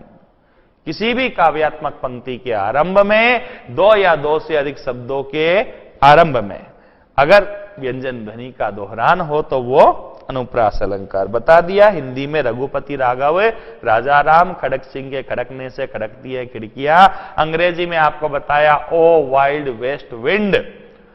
और बताऊं तो आपका एस.टी. कोलरिज महोदय की कविता थी एंशिएंट मेरिनर, उसमें उन्होंने लिखा, एक पंक्ति लिखी, the furrow followed free. Furrow यानी समुद्री धारा होती है। एफ की ध्वनि आ रही है ना फरो में, फॉलोड में भी एफ आ रहा है कि नहीं आ रहा है, और फ्री में भी एफ आ रहा है। तो एक ही पंक्ति के तीन शब्द एफ से आरंभ हो रहे हैं, समान व्यंजन ध्वनि है कि नहीं है। और आया आपके W.B. येट्स महोदय ने कविता लिखी गोइंग टू इनिस्फ्री के नाम से। उन्होंने बहुत ही फेमस पंक्तियां, the lake water lapping with low sounds, lake water lapping with low sounds. तो लेक का ले आ गया, लेपिंग का ले आ गया और लो का ले आ गया। बोलो आया कि नहीं आया? तो इस तरह से एक ही काव्यात्मक पंक्ति के दो या दो से अधिक शब्दों के आरंभ में अगर व्यंजन ध्वनि का दोहरान हो तो वह एलिट्रेशन अलंकार। उम्मीद करता हूं आपको हल्की हिंट एक बार मिली है, इससे ज्यादा इसमें कुछ नहीं। प्रश्न कैसे आते हैं मैंने बता दिया आपको, या तो परिभाषा लिखेगा और नाम खाली छोड़ देगा कि ये किसकी परिभाषा है तो आप बता देंगे, या फिर पंक्ति देगा और पंक्ति में कहेगा कौन सा अलंकार है तो आप बता सकते हैं सब एलिट्रेशन है, या फिर आपको कहेगा इस पंक्ति में एलिट्रेशन कौन सी ध्वनि का है तो आप साउंड बताएंगे, जैसे वाइल्ड वेस्ट विंड में W साउंड का एलिट्रेशन। तीन प्रश्न बनते हैं एलिट्रेशन से। हर अलंकार से ये तीन टाइप के प्रश्न बनेंगे। सिमिली और मेटा पर हम डिस्कस कर रहे थे, मैंने बताया दोनों में तुलना की जाती है, दो पूर्णतया भिन्न भिन्न ऑब्जेक्ट्स के मध्य में तुलना की जाएगी। सिमिली में तुलना करने के दौरान एज और लाइक शब्द का प्रयोग करते हैं, जबकि मेटाफर में तुलना के दौरान एज और लाइक का प्रयोग नहीं होता। अगर हम कहते हैं कि मोदी शेर की तरह दहाड़ता है, तो ये कौन सा अलंकार है? ये सिमिली है। Modi roars like a lion, like शब्द आ गया कि नहीं आ गया? लेकिन अगर कहें मोदी शेर है, मोदी इज ए लायन, अब एज और लाइक आया क्या? नहीं आया, तो मेटाफर हो गई। लेकिन और चीजें भी यूज कर सकते हैं, क्योंकि एक डीपर चीज होती है। कई बार सिमिली में एज और लाइक नहीं आता तो भी सिमिली होती, एडवांस लेवल पर, राइट? तो ऐसी सिचुएशन में फिर कैसे पहचाने? तो अपन देखेंगे कि भैया वो गुण स्पष्ट होना चाहिए। अगर किस गुण के मध्य में समानता दर्शा रहे वो स्पष्ट है तो सिमिली है, और स्पष्ट नहीं है तो मेटाफर। अब उसने कहा मोदी शेर है, तो कौन सा गुण मोदी का और शेर का समान है? स्पष्ट है क्या? हो सकता है वो कहना चाह रहा है शेर की तरह क्या है? साहसी है। हो सकता है वो कहना चाह रहा है शेर की तरह क्या है? कमांडेबल है। हाँ जी, हो सकता है वो कहना चाह रहा है कि शेर की तरह खूंखार है। हो सकता है वो कहना चाह रहा है शेर की तरह नरबख्शी है। हो सकता है वो कहना चाह रहा है शेर की तरह जंगली है, या हो सकता है वो कहना चाह रहा है शेर की तरह जानवर है। पॉजिटिव भी हो सकता है और नेगेटिव भी। लेकिन उसने स्पष्ट किया मोदी शेर की तरह सारे पाकिस्तानियों को अकेला ही निपट लेगा। की तरह है, क्या आ गया? ये सिमिली आ गई। तो इसमें अर्थ स्पष्ट है और इसमें अस्पष्ट है। कौन से गुण के मध्य में समानता दर्शा रहे हैं वो? तो एक्सप्लिसिट आपको पूछ सकता है, एक्सप्लिसिट कंपैरिजन किया जाए, कंपैरिजन एक्सप्लिसिट हो तो क्या होगा? सिमिली। और इंप्लिसिट यानी हिडन हो तो क्या होगा? मेटाफर। बोलो सिमिली और मेटाफर में फर्क कर सकते हैं? अच्छी बात है। अब मैंने कहां पर आ गया था मैं? पर्सोनिफिकेशन पर, मीन्स मानवीकरण अलंकार। विलियम कॉलिंस महोदय हैं अंग्रेजी साहित्य के एक महान रचनाकार। इन्होंने कविता लिखी ode to evening, ode to evening, जिसमें उन्होंने इवनिंग यानी संध्या जो है, संध्याकालीन समय, उसको इस तरीके से ट्रीट किया जैसे कोई वो एक महिला है और वो बूढ़े बच्चे जवान सभी की दोस्त है। इतनी अच्छी दोस्त है कि उसकी कंपनी में सब बड़ी खुशी महसूस करते हैं, सब उसका बड़ी बेसब्री से इंतजार करते हैं। रोज मिलने आती है वो उनसे, उनके साथ खेलती है, बच्चों के साथ खेलती है, बुजुर्गों के साथ चौपाल में बैठकर गप्पे लड़ाती है, और साइंटिस्ट के साथ प्रयोग करती है, कवियों के साथ बैठकर कविताओं की रचना करती है। कौन? संध्या। और किस रूप में कविता है ना, किस रूप में पेश की? गर्मी की दोपहरी, गांव में होती थी ना पंखा, आजकल तो एसी वगैरह भी आ गए ना, गांव में एकदम लाइट नहीं है और जो लू चल रही है गर्म हवा, सोचिए, आदमी ना आदमी की जात, कोई नजर ही नहीं आता, और घर में बैठे सब इंतजार करते रहते, जरा से बाहर निकले लू लग जाए, इंतजार करते रहते कब संध्या आए और कब हम वापस से जीवित हो जाए, क्योंकि ये तो मुर्दों की तरह दुबक कर बैठे हैं, राइट? और जैसे ही संध्या आई तो सब अपने अपने घरों के बाहर निकलते कि नहीं।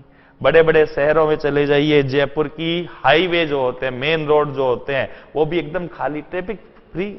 जब गर्मी होती है, जबरदस्त गर्मी, 48 डिग्री टेम्परेचर पहुंच गया सब, हाँ जी, तो क्या होता है, कोई घर से बाहर दिन में निकलना ही नहीं चाहता। तो ऐसे समय में शाम को सब अपने घर से बाहर निकलते हैं, सब, कि शाम को भैया दिन भर घर में कैद थे, अब शाम को थोड़ा सा बाहर शुद्ध हवा खाने के लिए निकले। तो उस सिचुएशन को इन्होंने बताया कि संध्या के साथ बच्चे खेलते हैं, क्योंकि शाम को ही तो खेलना पसंद करते हैं ना, साइंटिस्ट शाम को ही प्रयोग करते हैं, फिर दिमाग में उनका भी दिन में दिमाग काम नहीं करता। कभी भी शाम को शीतल हवा में कहीं बैठ करके प्राकृतिक जगह पर और कविता लिखते हैं। तो ऐसे उन्होंने मानवीकरण किया, संध्या को बोलते हुए बताया, खेलते हुए बताया, तो ये सारा क्या है? मानवीकरण है। आपने सुना विलियम वर्ड्सवर्थ का नाम सुना है? The greatest nature poet of all time, William Wordsworth. अंग्रेजी साहित्य में बहुत बड़े प्रकृति के कवि हैं, प्रकृति का पुजारी उनको माना जाता है और प्राकृतिक सौंदर्य को लेकर के वो कविताएं लिखते हैं। राइट? वो भौतिकवाद से बड़े परेशान हैं। वो कहते हैं हम आज इतने सांसारिक हो गए हैं, इतने भौतिक हो गए हैं कि प्रकृति का जो सर्वश्रेष्ठ भगवान का उपहार हमें प्रकृति का ईश्वर ने दिया है, उसको निहारने का भी समय हमारे पास में नहीं।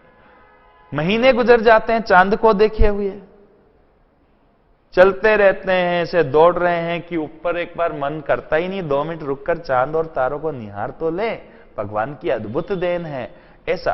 तो उन्होंने कविता लिखी अपनी बहन डोरोथी के साथ, और एस टी कोलरिज जो मैंने बताया जिन्होंने एंशिएंट मेरिनर लिखी, इनके साथ वो किसी जगह भ्रमण पर गए थे। तीनों दोस्त थे, वर्ड्सवर्थ और डोरोथी दोनों भाई बहन थे सगे, और एस टी कोलरिज महोदय जो अन्य कवि हैं 18वीं शताब्दी के, ये इनके मित्र थे।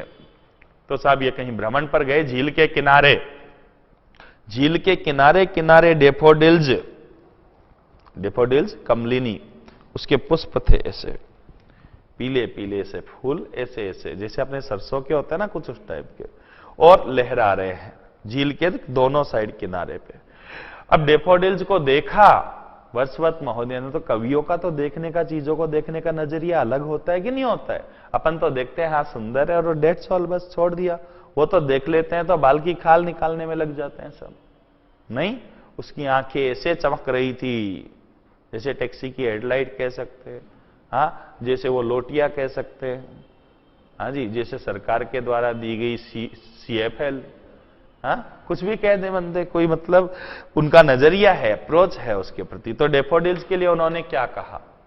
उन्होंने कहा they were tossing their heads in sprightly dancing. उन्होंने कहा कि मैंने इतने डेफोडिल्स के पुष्प वहां पर देखे, और वो डेफोडिल्स प्रसन्नता के नृत्य की मुद्रा में अपने हेड्स यानी सिर को टॉसिंग, यानी कभी इधर और कभी इधर। देखा है कभी ग्रुप के अंदर बच्चे गए हैं, म्यूजिक सुन रहे हैं और एकदम झूम रहे हैं यो यो करके, राइट? तो इस तरीके से दे वर टॉसिंग देयर हेड, यानी सिर को कभी इधर हिला रहे थे कभी इधर हिला रहे थे। कौन? डेफोडिल्स के पुष्प। अब बताइए, they were tossing their heads in sprightly dancing, तो हेड बताया, सिर का जिक्र किया। सजीव लोगों का सिर होता है कि निर्जीव का? सजीव का। तो सजीव का गुण दे दिया कि नहीं दे दिया बोलिए? और सजीव का गुण दे दिया तो कौन सा अलंकार हो गया? पर्सोनिफिकेशन अलंकार हो गया।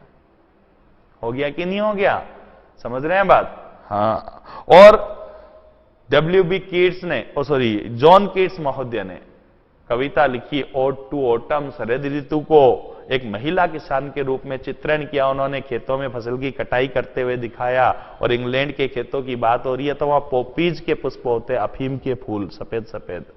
जब फसल की कटाई करते हैं तो वो भी कुचल जाते हैं, टूट जाते हैं, तो उससे उनकी महक आती है और महक से मदहोशी छा जाती है, तो वो फसल की कटाई करते करते ही सो गई है, ऐसा भी चित्रण उसका दिखाया गया। समझ रहे बात? फसल की कटाई कर रही है। तो अब शरद ऋतु किसके रूप में चित्रण किया? एक महिला किसान के रूप में वो सारे कार्य करते हुए दिखाया गया जो महिला किसान फसल की कटाई के दौरान करती है। तो बोलो मानवीकरण हुआ कि नहीं हुआ?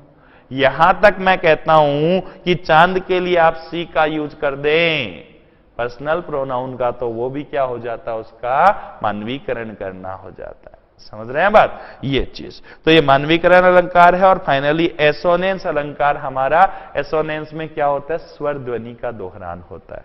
जैसे एलिटेशन में व्यंजन ध्वनि का था ना, वैसे एसोनेंस में किसका दोहरान? स्वर ध्वनि का।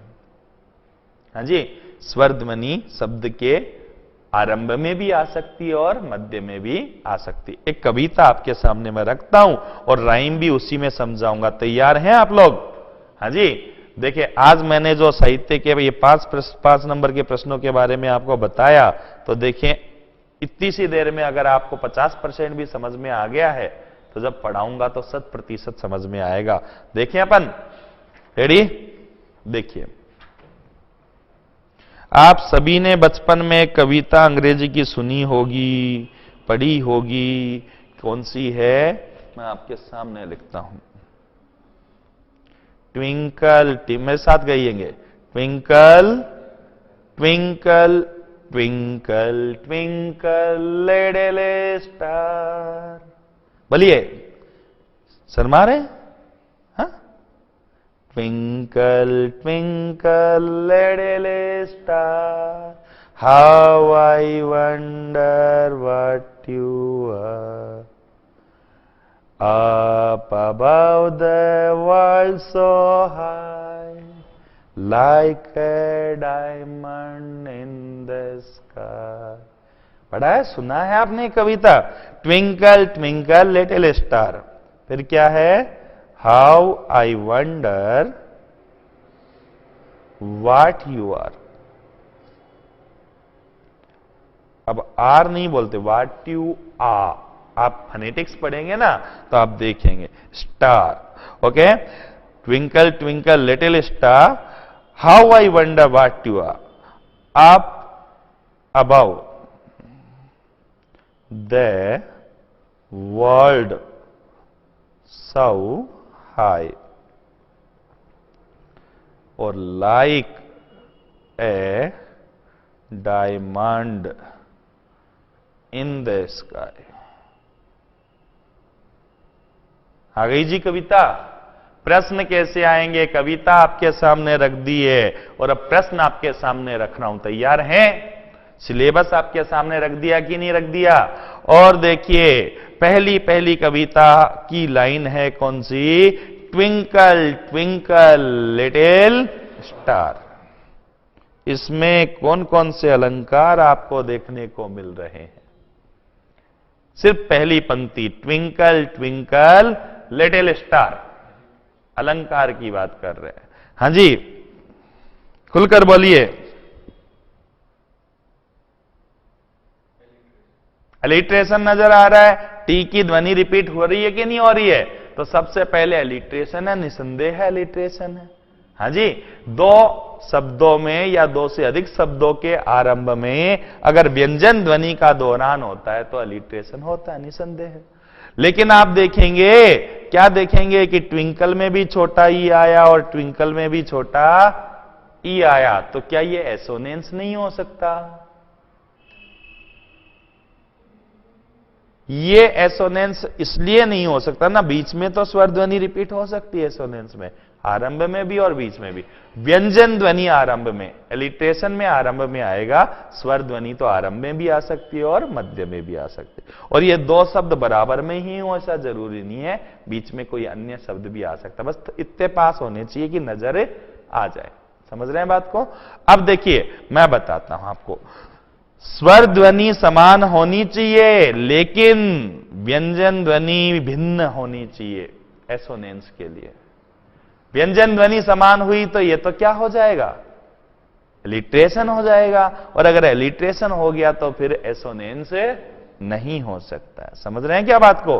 तो भैया स्वर ध्वनि समान होनी जरूरी है एसोनेंस के लिए, लेकिन व्यंजन ध्वनि क्या होनी चाहिए? भिन्न। तो अगर इन दोनों शब्दों को अंडरलाइन करके पूछे इसमें क्या अलंकार है, तो आप कहेंगे एलिट्रेशन, क्योंकि टी है। लेकिन अगर इन दोनों को नहीं करे, इसको और इसको अंडरलाइन करे, किसको? इसको और इसको, और कहे इसमें कौन सा अलंकार है अंडरलाइन किए हुए फ्रेज में, तो आप देखिए एलिट्रेशन है क्या? इधर टी आया और इधर एल, बोलो है क्या? नहीं है। इसमें भी ई आया, बोलो आया कि नहीं? और इसमें भी ई आया, तो कौन सा अलंकार हुआ? एसोनेंस। स्वर ध्वनि का दोहरान है ना, अक्षरों से मतलब नहीं है, साउंड। क्या? हाँ, जैसे देखिए CIGARETTE सिगरेट होता है और CHASE चेज होता है, ये भी सी से स्टार्ट हो रहा है, ये भी, तो दोनों एलिट्रेशन हो सकते हैं क्या? लेकिन दोनों का उच्चारण तो देखना पड़ेगा ना भैया। यहां सी का उच्चारण से निकल रहा है और यहां सी का उच्चारण चे निकल रहा है, उच्चारण की ध्वनि तो देखते हैं, तो इसमें नहीं है, इसमें एलिट्रेशन नहीं है। हमें दोनों शब्दों का उच्चारण की ध्वनि समान होनी चाहिए। पहली पंक्ति में देख लिया अपन ने, इन दोनों शब्दों में क्या है? एलिट्रेशन, और इन दोनों में क्या है? एसोनेंस। स्पष्ट है? चलो ये दूसरी पंक्ति है, how I wonder what you are. इसमें कौन सा अलंकार है? Which literary device is there in the following line, ऐसा पूछेगा। Which literary device is there in the following line. देखिए ना, हाँ जी, नहीं पहचान पा रहे? How I wonder what you are बहुत आसान है, आप कर सकते हैं, स्वयं को पहचानिए, आपकी जानकारी में है, खुलकर बोलो। नहीं पहचान पाए? एकदम सामने है, कोशिश तो कीजिए।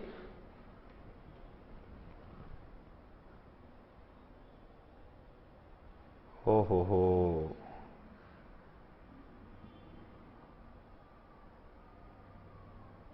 नहीं, मैं बताता हूं। अरे वंडर में डब्ल्यू आ रहा है क्या? वाट में भी तो आ रहा है। वंडर और वाट दोनों में वे की ध्वनि रिपीट हो रही है कि नहीं? व्यंजन की साउंड रिपीट हो रही है, तो वही तो अलंकार हो गया ना। कौन सा? नहीं नजर आया था? आया था? फिर बोले क्यों नहीं? अच्छा, गलत हो जाए इसलिए। देखिए, मेरी क्लास में आप जितनी गलती करेंगे उतना ही फायदा मिलना, आपको पता है। जितनी गलती करेंगे, क्यों? क्योंकि आप गलती करेंगे तो मैं उन गलतियों में सुधार करूंगा, और फिर वो गलती एग्जाम में होने का चांस नहीं रहेगा। समझ रहे हैं बात? अगर यहां नहीं करें, यहां करोगे तो लाभ मिलेगा कि सुधार होता जाएगा। एग्जाम यहां नहीं करोगे तो निश्चित रूप से वहां करोगे फिर, और वहां करे तो वो जुर्माना 2-3 साल पे जाता है। जुर्माना 2-3 साल पे जाता है।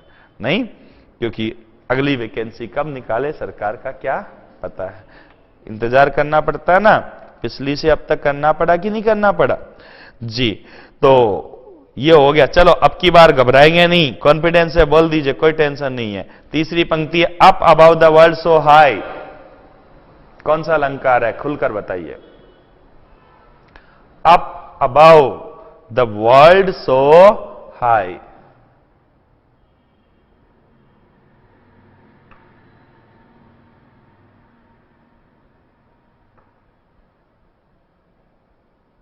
कोई दिक्कत नहीं है। अरे ओरली पढ़ा ना अभी, और शॉर्टकट में पढ़ा है, पहली बार पढ़ा है, हां, तो कोई टेंशन नहीं। मैं बताता हूं। व्यंजन ध्वनि का दोहरान हो तो क्या होता है? एलिट्रेशन। और स्वर ध्वनि का दोहरान हो तो एसोनेंस।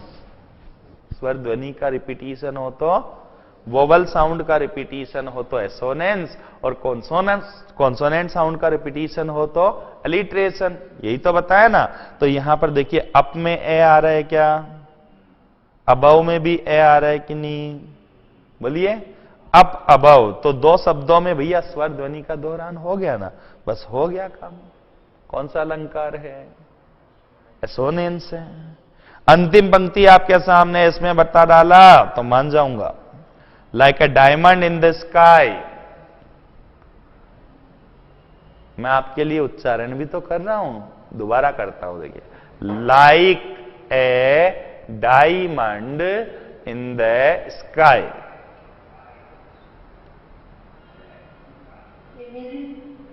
हाँ बेटा, सिमिली नहीं है क्या? बिल्कुल है, सिमिली है, क्यों नहीं है? कंफ्यूज कैसे हो रहा है? बिल्कुल आपने सिमिली बताया, बिल्कुल सिमिली है, लेकिन मैं चेक कर रहा था कि अगर मैं कहूं नहीं है तो क्या होगा? Like a diamond in the sky. भाई ट्विंकल करने की बात हो रही है। ट्विंकल करने का मतलब होता है चमकना, टिमटिमाना। ट्विंकल करना माने टिमटिमाना। Okay, like a diamond in the sky. आकाश में आप किसी डायमंड की तरह टिमटिमाते हो, ऐसा सितारे को कह रहा है, तारे को कह रहा है कोई। हाँ जी, सितारे को कह रहा है कि हे सितारे, तुम कौन हो? इतनी ऊपर आकाश में किसी डायमंड की तरह आप टिमटिमाते रहते हो। ये तो देखिए, लाइक शब्द आ गया तो क्या हो गया? सिमिली हो गया। लाइक और एज में सिमिली होता है ना, लेकिन सिर्फ लाइक या एज से नहीं, तुलना होनी चाहिए। किस गुण की तुलना हो रही है? टिमटिमाने के गुण की। भावार्थ है कि नहीं है? एक और है लेकिन इसमें अलंकार मैं बताता हूं। लाइक से सिमिली हो गया, दूसरा अलंकार बताता हूं। लाइक में आई आ रहा है क्या ले के बाद? ले, आई और के, लाई बोल रहा है ना, लाई। अच्छा, डाई, स्काई, आई बोल रहा है ना सब में, इधर भी आई आया, इधर भी आई आया और इधर भी आई आया, तो स्वर ध्वनि का दोहरान हुआ कि नहीं? तो कौन सा अलंकार हो गया? एसोनेंस हो गया। अब इसका प्रश्न वो आपको परीक्षा में देगा तो हां बेटा बोलिए बोलिए, रतनगढ़ से कुछ कहना चाह रहे हैं? हाँ बताइए। अच्छा ठीक है जी, बिल्कुल एसोनेंस होगा, एकदम सही है, एसोनेंस होगा। तो यहां मैं क्या कह रहा था, आपको ध्यान से सुनिएगा। Like a diamond in the sky, अपन ने देखा इसमें सिमिली भी है और एसोनेंस भी है। तो आपको ऑप्शन कैसे देगा? ऑप्शन ए में देगा क्या? सिमिली। ऑप्शन बी में देगा एसोनेंस और सी में देगा बोथ ए एंड बी और डी में देगा नन ऑफ दीज। अब बताओ आपका आंसर क्या होगा? बहुत ए एंड बी होगा कि नहीं होगा? तो प्रश्न इसी टाइप से बनते हैं कि 3 ऑप्शन गलत और 1 सही। समझ में आ रही बात? इस तरीके से कविता आएगी, इस तरीके से प्रश्न आएंगे। आप लोगों को परिभाषाएं हिंदी में भी लिखाई जाएगी, अंग्रेजी में भी लिखाई जाएगी, उदाहरण लिखाए जाएंगे, बहुत से उदाहरण अभ्यास के लिए दिए भी जाएंगे और ये प्रश्न कविताएं बहुत सारी अपन करेंगे। समझ रहे हैं? प्रिंटेड में सीट आपके पास कविता की होगी, जैसे मैंने ये कविता एक लिखी ना यहां पर, इससे बड़ी बड़ी कविताएं भी आपके सामने लिखी होंगी और प्रश्न उनके नीचे होंगे। कविता का अर्थ आपको आता है कि नहीं आता है, वो बहुत ज्यादा मायने नहीं रखता। समझ में आ रही है ना बात? जैसे अपन ने देखा ट्विंकल ट्विंकल में अर्थ थोड़े ना करना पड़ा अपन को, अलिट्रेशन पहचाना तो अर्थ करने की जरूरत नहीं है। एसोनेंस पहचाना तो स्वर ध्वनि देखी अपन ने, उसमें भी हमें अर्थ करने की आवश्यकता नहीं थी। हमने सिमिली देखा तो लाइक देखा, उसमें भी अर्थ करने की आवश्यकता नहीं थी। सही कह रहे गलत कह रहे बोलिए? तो ऐसे करते करते अब चीजों को सीखेंगे। राइम की बात करते हैं अब अपन इसमें। किसकी? राइम है ना अगला अलंकार अपना, अंतिम अलंकार। राइम का मतलब होता है तुकबंदी। राइम माने क्या होता है? तुकबंदी। कविता का गहना होती है कि नहीं होती है कि तुकबंदी में अगर कविता कही जाए तो और भी अच्छी लगती है हमें, राइट? तो तुकबंदी हमारे जो होती है इसके अंदर, यहां पर जो हमारे सिलेबस में इंक्लूड है वो है एंड राइम। कौन सी राइम? यानी पहली पंक्ति का, एक पंक्ति का अंतिम शब्द जो है उसकी ध्वनि, एंडिंग साउंड जो है वो अगली या उससे अगली या किसी अन्य पंक्ति के अंतिम शब्द की एंडिंग साउंड से क्या करेगी? राइम करेगी। चलो पहली पंक्ति का अंतिम शब्द क्या है बोलो? स्टार है। अब इसको राइम स्कीम कैसे बनाते हैं? एक प्रश्न आपकी परीक्षा में राइम स्कीम का आता है, कैसे बनाते हैं मैं आपको बताता हूं। इंट्रोडक्शन है अभी, ओके? कोर्स अपन शुरू से शुरू करेंगे। स्टार को अपन रिप्रेजेंट करते हैं ए से। किससे रिप्रेजेंट करते हैं? ए से। कोई भी कविता हो उसकी पहली पंक्ति का जो अंतिम ध्वनि है उसको किससे रिप्रेजेंट करेंगे? हमेशा ए से। अब दूसरी पंक्ति का जो अंतिम शब्द है वो अगर इससे राइम करता है, इसे तुकबंदी करता है, तब तो उसको भी रिप्रेजेंट किससे करें? अगर वो इसे तुकबंदी नहीं करता है तो उसको बी से रिप्रेजेंट करेंगे। समझ में आई है बात? अभी जैसे ये तीसरा शब्द है हाई, ये इन दोनों से तुकबंदी करता है क्या? आर से और स्टार से, तो इसको बी से रिप्रेजेंट करना पड़ेगा कि नहीं बोलो? अब ये चौथी पंक्ति का अंतिम शब्द है स्काई, बोलो हाई से राइम कर रहा है कि नहीं? हाई और स्काई। तो बोलो ए लिखें कि बी लिखें कि सी लिखें? बी लिखेंगे ना, लिख दिया। अब हमारी राइम स्कीम हमारे सामने आई, ए बी बी। ये इस कविता की राइम स्कीम हो गई। किसी की अगर ये पहली पंक्ति इस दूसरी से राइम नहीं करती बल्कि तीसरी से करती और दूसरी जो है वो चौथी से करती तो वो क्या हो जाता? उधर ए लिखते, ये इससे राइम नहीं करती तो बी आता कि नहीं? फिर ये उससे राइम करती तो वापस ए आता कि नहीं? और ये उससे करती तो क्या आता, तो ए बी हो जाता। समझ में आई ये बात? तो इस तरीके से वो पूछेगा इस कविता की राइम स्कीम क्या है, तो आपको ऐसे तुकबंदी चेक करके, जिसका अपन लॉट ऑफ अभ्यास करेंगे, सारी कविताओं का करेंगे कि नहीं, जितनी भी कविता यहां लिखी जाएगी आपको नोट्स में दी जाएगी, उनकी राइम स्कीम भी चेक करेंगे, उनमें ये अलंकार भी अपन चेक करेंगे। स्पष्ट है? तो ये कविता का काम है साहब। इसके बाद में दूसरी चीज जो तीसरी इकाई अपनी है कि नहीं है, यूनिट नंबर 3, यूनिट 3, 10 नंबर का मैटर डिस्कस किया अभी तक अपन ने। ये 3rd यूनिट है, 5 मार्क्स की होगी कि नहीं बोलो। इसमें क्या है, एक तो है आपके सोनेट, क्या है, सोनेट। एक है इसमें क्या, एलजी, एक इसमें है ड्रामा, और एक है इसमें शॉर्ट स्टोरी।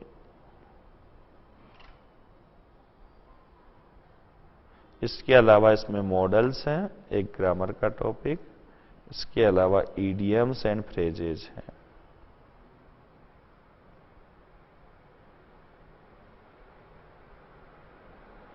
ये हमारी तीसरी इकाई में सोनेट, एलजी, ड्रामा और शॉर्ट स्टोरी, ये 4 चीजें जो हैं ये तो हमारे साहित्य के अलग अलग क्या हैं, वर्ग हैं। जैसे अपने हिंदी साहित्य में कविता भी होती है, उपन्यास भी होता है, नाटक भी होता है, वैसे एलजी और सोनेट तो कविता के 2 प्रकार हैं। ड्रामा इसका एक अलग ही खंड हो गया, और शॉर्ट स्टोरी इसका एक अलग विभाग हो गया कि नहीं हो गया। समझ रहे हैं बात? तो अब ये क्या क्या होते हैं, इनके रिलेशन में क्वेश्चन क्या पूछे जाते हैं। जैसे सोनेट है, क्या, सोनेट, तो सबसे पहले सोनेट होती क्या है, ये एक 14 पंक्तियों की छोटी कविता होती है। पिछले एग्जाम में 2015 में जो प्रश्न पूछा गया था, वो प्रश्न सिर्फ इतना सा था। उस साल में आप देखेंगे, YouTube पे सर्च कीजिएगा आप मेरा वीडियो, रीड 2016 एक्सपर्ट्स रिव्यू, तो ईटीवी राजस्थान के ऊपर उस ऐसा खबर आई थी कि पेपर आउट हो गया, तो ईटीवी राजस्थान पर एक्सपर्ट्स रिव्यू के अंदर मैं गया था और लाइव क्वेश्चन पेपर को मैंने, जैसे ही एग्जाम सेंटर के बच्चे बाहर निकले तो उनके क्वेश्चंस के लाइव सारे क्वेश्चंस के आंसर दिए और उनके डाउट्स क्लियर किए थे। जयपुर से 4 एक्सपर्ट हम लोग गए थे।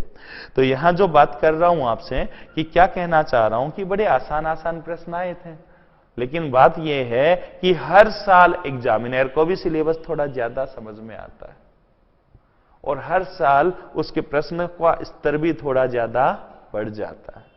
समझ रहे हैं बात? इसीलिए हर साल आपका कट ऑफ भी 3 से 5% तो राइज करता ही है, यही कारण है। समझ रहे हैं बात? तो आपका पढ़ने का स्तर भी हर साल बढ़ना चाहिए या नहीं? आपने पिछली बार जो पढ़ा, इस बार भी अगर आप सोचें, पिछली बार इतने तो मेरे आ ही गए थे, इस विषय में इतने आ गए थे, इसमें इतने आ गए थे, बस इस विषय में कम आए थे, मैं तो सिर्फ ये विषय पढ़ लूं तो पार पड़ जाएगी, तो नहीं पढ़ सकती, क्योंकि पिछली बार जो आए उनको तो भूल जाओ।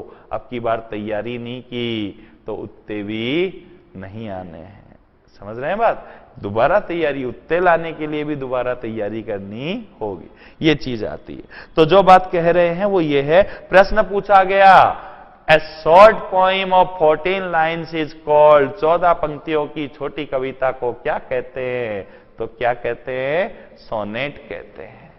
हाँ जी, ये तो इसकी पहचान हो गई एक तरह से आपके लिए भी कि सोनेट क्या होती है। अंग्रेजी में 14 पंक्तियों की एक छोटी कविता होती है सोनेट, राइट? अब इसके बारे में क्या क्या जानकारी, क्या क्या प्रश्न, सोनेट की रचना उत्पत्ति कहां हुई? साहब इटली के अंदर हुई। सबसे पहले सोनेट उसने लिखी, पेट्रार्क महोदय ने लिखी, इसीलिए उसको पेट्रार्कन सोनेट कहा जाता है। चूंकि सोनेट सबसे पुराना रूप है, इसलिए इसको क्लासिकल सोनेट भी कहा जाता है। इटली में लिखी गई थी इसलिए इटालियन सोनेट कहा जाता है। हाँ जी, ये हो गई बात। इटालियन सोनेट की राइम स्कीम क्या होती है ये पूछेगा, तो ABBA, ABBA, CD D C C D C हो सकती है, सी डी ई हो सकती है, सी डी डी हो सकती है। और पूछे तो इसके अंदर कौन से मीटर में यानी छंद में सोनेट को लिखा जाता है, तो जवाब मिलेगा साहब आयम्बिक पेंटामीटर में लिखा जाता है। अब आयम से रिलेटेड एडवांस लेवल पर सवाल पूछे आयम्ब क्या होता है, तो आप कहेंगे जब किसी शब्द का, देखो मैं समझाता हूं आपको, जब हम किसी शब्द का उच्चारण करते हैं तो उच्चारण की सुविधा से उस शब्द को छोटे छोटे पार्ट्स में क्या करते हैं, ब्रेक करते हैं, राइट। जैसे डॉक्टर बोलकर देखिए, डॉक्टर, डॉक्टर, दो पार्ट्स में डिवाइड हुआ। अंग्रेजी में जब शब्द को प्रोनाउंस करें, whenever we pronounce a particular word for the convenience of pronunciation, we break that particular word into smaller parts and those parts are known as syllable. Doctor बोला क्या आपने, डॉक्टर, तो डॉक एक part और टर दूसरा part, इन parts को हम कहते हैं सिलेबल। क्या कहते हैं, सिलेबल। कोई पूछे सिलेबल क्या होता है, डॉक्टर में कितने सिलेबल हो गए, 2। कोई पूछे सिलेबल क्या होता है, तो सिलेबल स्वर और व्यंजन का ऐसा कॉम्बिनेशन यानी मिश्रण होता है जिसका एक सांस में बिना सांस टूटे उच्चारण किया जा सकता है। डॉक में डीओसी के अंदर डीओसी, बोलो स्वर और व्यंजन दोनों का कॉम्बिनेशन आया कि नहीं, डीओसी में आया ना। अब बात यह आती है कि डीओसी के अंदर स्वर और व्यंजन दोनों का कॉम्बिनेशन आ गया, डॉक एक साथ बोल रहा है कि नहीं, सांस टूट रही है क्या, नहीं टूट रही है। वैसे ही टर एक साथ बोल रहा है कि नहीं, सांस टूट रही है क्या, नहीं टूट रही। तो डॉक्टर में कितने सिलेबल हो गए। ऐसे आप अंग्रेजी की कविता देखेंगे तो क्या होगा, हर पंक्ति में शब्दों की संख्या समान नहीं होती है। किसी पंक्ति में 4 ही शब्द आए और किसी में 5 आ गए, ऐसा हो सकता है कि नहीं हो सकता है। लेकिन हर पंक्ति के अंदर सिलेबल्स की संख्या समान होगी। किसकी, यानी शब्द को डिवाइड करके कितने सिलेबल आ रहे हैं, सिलेबल के आधार पर पंक्तियां निर्मित की जाती है। छंद जो होता है वह किसके आधार पर चलता है, सिलेबल की गिनती के आधार पर। तो इसमें आपके सारे छंद की तो पढ़ने की जरूरत नहीं, आपके छंद पूछेगा किसके बारे में, सोनेट के बारे में। सोनेट कौन से मीटर में लिखी जाती है, कौन से छंद में लिखी जाती है, तो इसका जवाब है आयम्बिक पेंटामीटर। तो आयम्ब पूछेगा आपको, क्या पूछेगा, वैसे तो नाम पूछेगा कौन से छंद में लिखी जाती है, ये प्रश्न बनता है आपका। तो ये जवाब आपको रट के रखना, आयम्बिक पेंटामीटर। लेकिन आपके ज्ञान के लिए मैं केवल ये होता क्या है ये आपको समझा रहा हूं, लेकिन इससे रिलेटेड क्वेश्चन आपसे नहीं पूछा जाना है। आपसे क्या पूछा जाना है, कौन से मीटर में सोनेट लिखी जाती है, इटालियन सोनेट, क्या कहेंगे, आयम्बिक पेंटामीटर। चाहे इटालियन सोनेट हो या फिर इंग्लिश सोनेट हो, दोनों ही, सोनेट कोई सी भी हो, सोनेट को कौन से मीटर में लिखा जाता है, इतनी सी बात याद रख सकते हैं ना। लेकिन ये होता क्या है, जस्ट आपको एक थोड़ा सा नॉलेज बढ़ जाए इसलिए बता दूं, बता दूं क्या, कोई एक्स्ट्रा चीज बताऊं तो घबराते थोड़े ना है, नहीं ना, बता दूं तो सुनिए। डॉक्टर में हमने देखा डॉक और, बोलो आया कि नहीं, आयम्ब का मतलब होता है 2 सिलेबल का जोड़ा। कितने सिलेबल का, 2 सिलेबल का एक जोड़ा होता है, जिसमें क्या होता है, एक सिलेबल तो क्या होगा, सिलेबल 2 प्रकार के होते हैं, एक सिलेबल स्ट्रेस्ड एंड एक अनस्ट्रेस्ड। मतलब मैं समझाता हूं, हिंदी में घोष अघोष पढ़ा क्या, 2 सिलेबल आए अगल बगल में, एक पर जोर पड़ेगा दूसरा हल्के से बोलेगा, राइट, फिर एक सिलेबल पर जोर पड़ेगा और दूसरा हल्के से बोलेगा, तभी तो म्यूजिकल इफेक्ट क्रिएट होगा ना। तो इसको जमाते इस क्रम में, किसको, आयम्बिक पेंटामीटर में कितने सिलेबल का एक जोड़ा होता है जी, 2 सिलेबल का, राइट। पेंटामीटर का मतलब 5 जोड़े, आपने साइंस में है तो आपने पढ़ा होगा मोनो यानी 1, बाई यानी 2, ट्राई माने 3, टेट्रा माने 4 और पेंटा माने 5। तो 5 जोड़े होते हैं किसके? आयम्ब के। और एक जोड़ा जो आयम्ब का होता है उसमें कितने सिलेबल होते हैं? 2। एक तो स्ट्रेस्ड और दूसरा अनस्ट्रेस्ड सिलेबल। तो 5 जोड़ों में टोटल कितने सिलेबल हो गए? 10 हो गए ना। और 5 जोड़ों के अंदर यानी आयम्बिक पेंटामीटर में स्ट्रेस्ड सिलेबल कितने होते हैं अगर पूछे तो?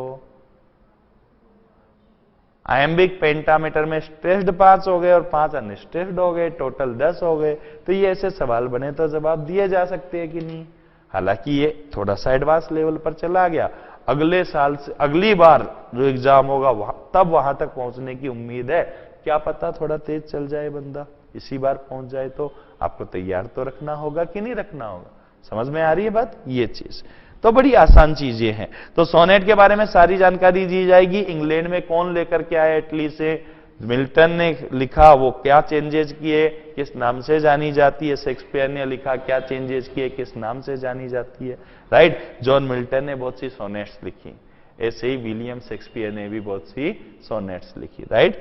तो ये सारी चीजें आपको जानकारी दी जाएगी। एलजी में भी वैसे ही किसी की मौत पर शोक व्यक्त करने के लिए लिखी गई कविता होती है एलजी, समझ रहे हैं? Elegy written in a country churchyard, Thomas Gray ने लिखी, बड़ी फेमस रही।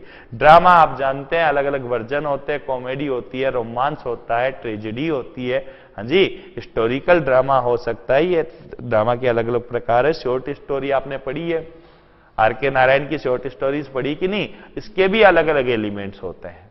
शॉर्ट स्टोरी में कैरेक्टर्स कैसे होते हैं, बैकग्राउंड क्या चीज होती है उसमें, सेटिंग क्या चीज होती है उसमें, समझ रहे हैं बात? उसके अंदर आप देखेंगे तो कॉन्फ्लिक्ट क्या चीज होती है, कितने प्रकार की कॉन्फ्लिक्ट पाई जाती है, ये चीजें मैं बताऊंगा आपको।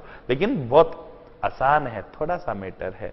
जबानी एक एक शब्द के अंस्वर हैं जो रटे जा सकते हैं, जो याद किए जा सकते हैं। घबराने की कहीं आवश्यकता नहीं।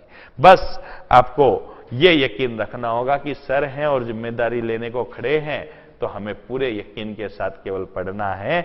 और सर को इतनी सी बात कहनी है, मैं आपसे कहता हूं 80% मेहनत मेरी और 20% आपकी।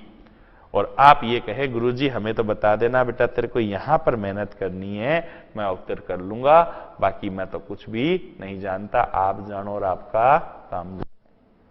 समझ गए बात? तो वहां पर जहां जो चीज याद करने की तथ्य होते हैं ना, कुछ मैं कह दूंगा बेटा इस टॉपिक में ये चीज याद रहना रिक्वायर्ड है। जैसे मैंने लिख दिया 2 सिलेबल का एक जोड़ा होता है, तो ये याद करने की चीज हो गई ना फिर, है ना? कल को प्रश्न आ जाए एक आयम्ब में कितने सिलेबल होते हैं, अगर आप याद नहीं रखेंगे तो आप 2 की जगह 3 वाला ऑप्शन करके आएंगे, तो वहां मैं कुछ भी नहीं कर पाऊंगा। मेरी जिम्मेदारी वहां बताने तक की बनती। लेकिन क्वेश्चंस वगैरह लिखे गए हैं, बार बार पूछेंगे, 2-4 बार तो मैं आपके सामने रखूंगा ना क्वेश्चन, 2-4 बार में बता देंगे, बस हो गया काम, नहीं? तो ये है। अब मॉडल्स आप जानते हैं, can, could, may, might, shall, should, will, would, need not, dare not और टू, मस्ट वगैरह ये मॉडल्स होते हैं कि नहीं होते हैं? मॉडल शब्द जो है वो मूड शब्द से बना है, और मूड का अर्थ होता है मनोभाव। हमारी 2 तरह की हेल्पिंग वर्ब होती है, एक तो प्राइमरी ऑक्सिलरीज यानी प्राथमिक हेल्पिंग वर्ब यानी सहायक क्रियाएं जो कि होते इजार एवं बाजवर वगैरह होती है कि नहीं होती है, और दूसरी हमारी मॉडल ऑक्सिलरीज होती है। कौन सी? मॉडल ऑक्सिलरीज, जिसमें कैन, कुड, मे, माइट वगैरह ये आते हैं। आप लोगों से एक सवाल पूछूं, जवाब देंगे आप? मॉडल्स का नाम तो सुना, कैन, कुड वगैरह, अच्छा इजार एवं बाजवर भी सुना आपने? चलो बताइए कि मॉडल्स में और हेल्पिंग वर्ब में क्या तो समानता आपको नजर आती है और क्या क्या असमानताएं नजर आती हैं? प्रयास कीजिए। मॉडल्स में और हेल्पिंग वर्ब में क्या क्या तो समानताएं हैं और क्या क्या असमानताएं? चलो अपन डिस्कस करते हैं ना, करें? मैं सवाल पूछूंगा, बस मेरे सवाल अपना लीजिए आप। मेरे हर टॉपिक के अंदर 2 या 3 सवाल होंगे, उन सवालों से आपको आपके हर सवाल का जवाब मिल जाएगा। वो सवाल ही कमाल के हैं। पहला सवाल करता हूं, जवाब दीजिएगा। क्या हेल्पिंग वर्ब टेंस को दर्शाती हैं? दर्शाती है। इजारा माने प्रेजेंट है और वाजवर माने पास्ट है। अच्छा, तो क्या मॉडल्स टेंस को दर्शाते हैं? बताइए, सोचिए, ऐसे थोड़े ना, सोचिए। सोच सकते हैं ना? नहीं सोच सकते? मैं बताता हूं बेटा, हेल्प करूंगा ना आप लोगों की। कैन प्रेजेंट को दर्शाता है कि नहीं? और कुड दर्शाते हैं ना? नहीं जी, बहुत, हाँ जी बेटा दर्शाते हैं, बिल्कुल दर्शाते हैं। तो आगे बढ़ते हैं। अच्छा, हेल्पिंग वर्ब्स और मॉडल्स। हेल्पिंग वर्ब सब्जेक्ट के वचन से प्रभावित होती है। सब्जेक्ट एक वचन हो तो इज आएगा, बहुवचन हो तो आर आएगा, आएगा कि नहीं?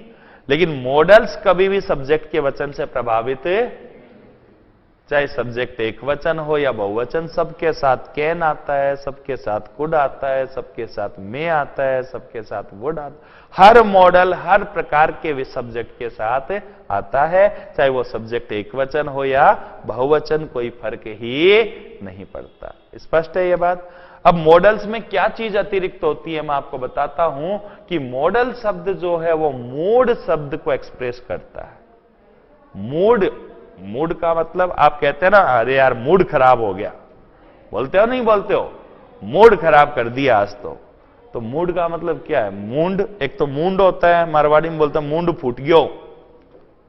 क्या? मूंड फूट गयो? नहीं, तो वो मूड तो अलग होता है भैया, नहीं। लेकिन मूड शब्द होता है, उसका अर्थ होता है मनोभाव। आप कहते हैं मूड खराब हो गया, यानी मन का भाव खराब हो गया, अब मन प्रसन्न नहीं है, राइट? तो मूड शब्द का मतलब होता है मनोभाव, हमारे मन के भाव। मॉडल शब्द हमारे मन के भाव को दर्शाते हैं कि हमने किसी को कोई बात कही तो वो बात रिक्वेस्ट करके कही, या आदेश देकर कही, या धमकी देकर कही, या कुछ और करके कही। समझ रहे हैं आप बात को? जैसे फिल्मों में वो हीरोइन हीरो से कहती है मार डालूंगी, शुरू शुरू में ऐसा कहती है नहीं, मार डालूंगी। अंग्रेजी में बोलेगी तो क्या बोलेगी? I will kill you, I will kill you. बताइए इस वाक्य में भाव क्या है? धमकी दे रही है कि नहीं? खुलेआम चेतावनी दे रही है, बच के रहना रे बाबा नहीं तो मार डालूंगी। धमकी का, चेतावनी का भाव है। क्या हेल्पिंग वर्ब यह भाव प्रकट कर सकती है? नहीं, इसीलिए मॉडल की उत्पत्ति हुई। तो मॉडल के अंदर क्या होगा, हमें हर एक मॉडल कौन कौन से भाव को व्यक्त करता है वो इस टॉपिक के तहत पढ़ेंगे, और उसके बाद में जो क्वेश्चंस आएंगे वो क्वेश्चन में कौन सा भाव आ रहा है, वो भाव कौन सा मॉडल दर्शाता है, उसके अकॉर्डिंग क्वेश्चन में वो मॉडल हमें भरेंगे। 100 क्वेश्चंस पूरे टॉपिक के सारे भाव पढ़ लेने के बाद, एग्जाम्पल्स के बाद अपन सोल्व करेंगे, तो उससे वो सारे भाव रिवाइज होंगे कि नहीं। और एक सारणी भी बनाएंगे, जिस सारणी में शॉर्टकट में सारे भाव मेंशन किए जाएंगे, ताकि आपको जब भी समय मिले उस सारणी को एक नजर देख ले तो वो भाव दिमाग में ताजा रहे, राइट? इडियम्स एंड फ्रेजेस, मुहावरियां होती हैं जी, मुहावरे और लोकोक्तियां। फ्रेजल वर्ब्स भी होती हैं, ये आपको यहाँ क्लासरूम में लर्न कराऊंगा ईच एंड एवरी स्टूडेंट को। सिर्फ एक बार एक्सप्लेन करूंगा और आप में से हर एक को जब बात याद होगा आप भूलने की कोशिश करना, और मैं आपको याद कराने की कोशिश करूंगा, ठीक है? और यकीन मानिएगा कि आप कितनी कोशिश भूलने की कर ले, आपको याद करवा के रहूं सिर्फ एक बार में, ओके? आज तक तकरीबन लाखों विद्यार्थियों को मैं याद करवा चुका हूं। अभी रिसेंटली आप ये मानिए रीट वाले और पटवार वाले विद्यार्थी दिन के ज्यादा भी नहीं तो मैं सुबह से लेकर के शाम तक 400 स्टूडेंट एक क्लास में, माने तो 10 चौक कितना होता है?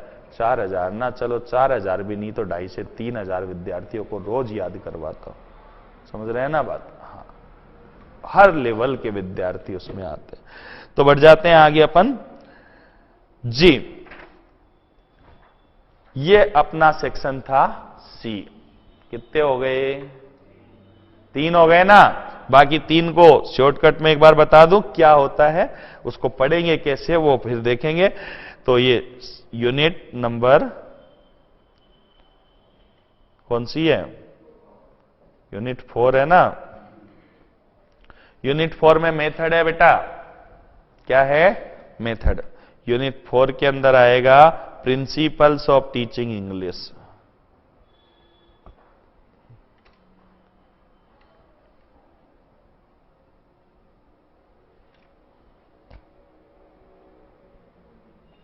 अंग्रेजी भाषा को सीखने के सिद्धांत, यानी कि अंग्रेजी भाषा को टीच करने के दौरान, सिखाने के दौरान हमें किन किन बातों का ख्याल रखना चाहिए। मैं बता रहा था ना आपको, बच्चों को इन्वॉल्व कीजिए, हाँ जी, अभ्यास करवाइए ज्यादा से ज्यादा। तभी तो हर टॉपिक के बाद अपन 80-100 प्रश्नों की एक्सरसाइज करवाते हैं, क्योंकि अभ्यास से क्या होगा, लर्निंग बाय डूइंग का सिद्धांत बताएगा। समझ रहे हैं बात? इमिटेशन का सिद्धांत बताएगा कि अंग्रेजी बोलना सीखना है तो नकल करके सीखी जाती है। ऐसे बहुत सारे सिद्धांत इसके अंदर आएंगे जो अंग्रेजी की जो टीचिंग लर्निंग की जो प्रोसेस है, जो शिक्षण अधिगम की जो प्रक्रिया है, उस प्रक्रिया को क्या करते हैं, प्रभावशाली बनाते हैं। तो वो सारी चीजें इसके सिद्धांतों के तहत हम पढ़ेंगे। उसके बाद कंसेप्ट पढ़ेंगे कि साहब इसको कैसे सिखाया जाना चाहिए, सिंपल से कॉम्प्लेक्स की तरफ जाना चाहिए, कॉन्क्रीट से एब्स्ट्रैक्ट की तरफ जाना चाहिए। समझ रहे हैं? ये सारी चीजें इसके अंदर आएगी। उसके बाद दूसरा है इसमें challenges of teaching English. Challenges of teaching English, अंग्रेजी भाषा सिखाने के मार्ग में क्या क्या चुनौतियां हमारे देश में आती हैं, एक अंग्रेजी शिक्षक को किन किन चुनौतियों का सामना करना पड़ता है। तो भीड़ युक्त क्लासरूम होते हैं, ऑडियो विजुअल एड्स उपलब्ध ही नहीं होते हैं। हमारे यहाँ शिक्षक जो होते हैं वो भी कई बार ग्रामीण क्षेत्रों में ऐसे मिल जाते हैं जो स्वयं पूरी तरह से ट्रेंड नहीं है। नेचर को नटूरे, फ्यूचर को फटूरे बोलते हैं, तो बच्चे भी तो फिर वैसा ही बोलेंगे कि नहीं बोलेंगे। और शिक्षकों की प्रॉब्लम नहीं है, हमारी बीएड कॉलेज में लैंग्वेज लेबोरेटरी नहीं है भैया। अंग्रेजी भाषा के शिक्षक को किस तरीके से ट्रेंड किया जाना चाहिए कि उसको लैंग्वेज लेबोरेटरी की मदद से सही प्रोनाउंसिएशन सिखाया जाता है। आप सही उच्चारण कैसे सीखेंगे पता है आपको? आप पहले अच्छे से, छोटा बच्चा क्या करता है, मातृभाषा कैसे सीखते हैं? छोटा बच्चा 9 महीने तक सुनता है, पहले अच्छे से सुन के फिर समझना सीखता है और उसके बाद बोलना शुरू करता है। कोई भी भाषा हो उसका तरीका यही है, पहले आप उसको सुनिए ज्यादा से ज्यादा। तो बीएड कॉलेज जो होती है, टीचर ट्रेनिंग इंस्टीट्यूट, वहां लैंग्वेज लेबोरेटरी के माध्यम से जैसा सुनेंगे वैसा ही तो बोलेंगे ना। तो यहां पर तो कोई नटूरे बोल रहा है तो हम भी नटूरे ही बोलना सीखेंगे, राइट? तो ब्रिटिश एक्सेंट के अंदर लैंग्वेज लेबोरेटरी में हमें सुनना होता ऑडियो और वीडियो में, जिससे हम उनके एक्सप्रेशन भी देखते हैं, समझ रहे हैं, उच्चारण कैसे कर रहे हैं वो भी अपन देखते हैं, इमिटेट करते हैं हम उसको। जैसे आप मानिए राजकुमार की कोई नकल करता है तो गले को यूं करके बोलना शुरू करेगा, जानी जानी करके। नहीं, अमिताभ बच्चन की नकल करता ऑटोमेटिकली यहां से कमर को यो टेढ़ी करके हाथ लगा के यूं हाथ करके करेगा कि नहीं करेगा। ये एक्शन भी करते हैं वो साथ में मिमिक्री करने वाले, क्यों? क्योंकि वो पोस्चर, वो पोजीशन उनको उसी ध्वनि के अंदर, उसी स्टाइल में साउंड प्रोड्यूस करने में मदद करती। समझ रहे हैं बात को? तो ये सारी चीजें, तो video, audio video visual aids जो हैं वो इस तरह से हमारी मदद करते हैं। ट्रेन टीचर्स नहीं होंगे तो बच्चों को भी वो ढंग से ट्रेन नहीं कर पाएंगे। ओवर क्राउडेड क्लासरूम के अंदर चूंकि एक्टिविटीज में बच्चों को इन्वॉल्व नहीं कर सकते, हम कर सकते हैं क्या? डिस्कशन नहीं करवा सकते हैं। बैकवर्ड स्टूडेंट्स होते हैं रूरल क्षेत्रों के जो अंग्रेजी का एबीसी ही नहीं जानते, तो उनसे फिर बताइए डिस्कशन करवा सकते हो क्या आप अंग्रेजी में? नहीं करवा सकते हैं। तो ऐसी बहुत सी समस्या, हमारे सिलेबस में वेरिएशन आता है, हमारा इवेल्युएशन सिस्टम फॉल्टी है, हमारे यहाँ टेस्ट लिया जाता है, एग्जाम लिया जाता है तो पूरा फोकस रीडिंग और राइटिंग पर होता, भैया स्पीकिंग और लिसनिंग का आज तक टेस्ट कभी हुआ ही नहीं है।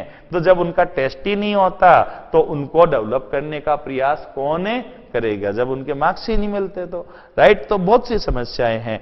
एमलेस होते हैं शिक्षक और विद्यार्थी, हमारा कभी उद्देश्य अंग्रेजी सीखना हुआ ही नहीं। यही कारण है कि आज ग्रेजुएशन करने के बाद भी हमारे यहाँ विद्यार्थी अंग्रेजी नहीं बोल पाते, क्योंकि अंग्रेजी बोलने के उद्देश्य से अंग्रेजी सीखी नहीं, उन्होंने अंग्रेजी इस उद्देश्य से सीखी कि 36 नंबर आ जाए। समझ रहे हैं बात? परीक्षा पास हो जाए, वो आ गए, बस जो मांगा था वो मिल गया। इससे ज्यादा उन्होंने कभी सोचा ही नहीं, ना शिक्षक ने सोचा ना विद्यार्थी ने सोचा, तो मिलेगा कैसे? तो एमलेस है, दोनों ही निरुद्देश्य हैं और बिना उद्देश्य के कोई कार्य किया जाए तो उसका कोई फल नहीं मिलता है। तो ये बहुत सी चैलेंजेज हैं। इसके बाद में एरर्स क्या होते हैं वो आपको बताया जाएगा, ठीक है। इसके बाद में लैंग्वेज डिसऑर्डर्स होते हैं। क्या होते हैं? भाषाई डिसऑर्डर्स, जिसमें फिजिकल भी होते हैं। तो ये हमारा मुंह होता है, मुंह में अलग अलग अंग है जो साउंड को प्रोड्यूस करने में हमारी हेल्प करते हैं। इनमें मस्कुलर कोऑर्डिनेशन होता है। कई बार तो क्या होता है कि इनमें किसी के परफेक्ट कोऑर्डिनेशन नहीं होता। आप देखते हैं लोग तुतला जाते हैं, लोग हकला करके बोलते हैं, नहीं बोलते हकला करके। कई बार नेजल डिसऑर्डर होता है, आप देखेंगे एकदम देखने में बंदा सलमान खान जैसी पर्सनालिटी है लेकिन आवाज कैटरीना कैफ जैसी निकल रही है। समझ रहे हैं बात? और कई बार आप देखेंगे कि साहब देखने में एकदम कैटरीना कैफ जैसी लग रही है लेकिन पलट करके जब बोली जूती खाएगा क्या तो आवाज आई एकदम अमरीश पुरी जैसी। बच्चा हार्ट फेल होते होते बच्चा नहीं, ऐसा भी हो सकता है। तो ये जो साउंड की डिसऑर्डर्स हैं, ये नेजल डिसऑर्डर हो गई, हमारे स्पीच ऑर्गन्स जो हैं और हमारे जो ये मसल कोऑर्डिनेशन है ये परफेक्ट नहीं होता है, तो ऐसा होता है। कईयों में रिदमिक डिसऑर्डर होती है। सब रिदमिक डिसऑर्डर के अंदर आता है कि वो बोलते हैं तो अकलाते हैं लेकिन जब वो गाते हैं तो बिल्कुल भी नहीं अटकते। आप देखते हैं रियलिटी शो, इंडियन आइडल वगैरह में कई ऐसे आते हैं तो बोलते हैं तो अटकते हैं लेकिन जब वो गाते हैं तो बिल्कुल भी नहीं अटकते। तो ये चीजें हैं। अच्छा, इसके अलावा डिसऑर्डर में अपन देखें, आपने मूवी देखी तारे जमी पर, देखी थी क्या? तो उसके अंदर आपने ये देखा कि वो बच्चा जो था उसे लिखने में और पढ़ने में परेशानी आती थी कि नहीं दिक्कत?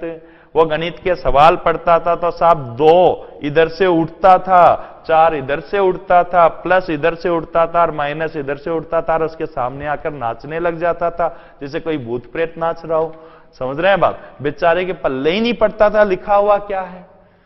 ये समस्या आती थी। अब मान लीजिए ये चैलेंजेस शब्द मैंने लिख रखा है, इसका सी अलग, एच अलग, जी अलग हो जाए, ये गोल गोल घूमने लग जाए तो मेरे लिए पढ़ना संभव होगा क्या? नहीं होगा। ये जो पढ़ने संबंधित जो समस्या है इसको डिसलेक्सिया कहते हैं। क्या कहते हैं? डिसलेक्सिया। लिखने संबंधी जो समस्या होती है डिसग्राफिया कहलाती है। हाँ, कई बार दिमाग में चोट लग जाती है, कोई ऐसा हो जाता है जिससे कि डिलेड लैंग्वेज स्पीच प्रॉब्लम आ जाती है। बच्चा 4 साल का हो गया, साहब बोलना ही शुरू नहीं किया तो उसको अफेसिया कहते हैं। समझ रहे हैं बात? हाँ, ऐसा अलग अलग ये समस्याएं हमारी आती हैं स्पीच से रिलेटेड, तो इनको हम लैंग्वेज डिसऑर्डर्स कहते हैं। तो इनके बारे में आपको इसके तहत जानकारी दी जाएगी। और तीसरा इसमें CLT। क्या है? CLT पार्ट 4 डिस्कस कर रहे हैं। CLT का मतलब है कम्युनिकेटिव लैंग्वेज टीचिंग। ये टीचिंग का एक नया अप्रोच है। टीचिंग की क्या है? एक नई अप्रोच है जो रिसेंटली CBSE स्कूल्स के अंदर और सब जगह लोगों में बहुत ज्यादा प्रचलित हुई है। तो ये अप्रोच जो है ये क्या कहती है?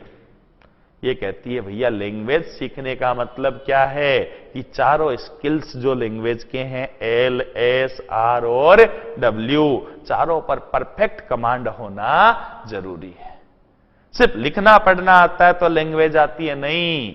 लैंग्वेज का मतलब है सुनकर परफेक्टली आप समझ सके, बोल सके, पढ़ भी सके और लिख भी सके।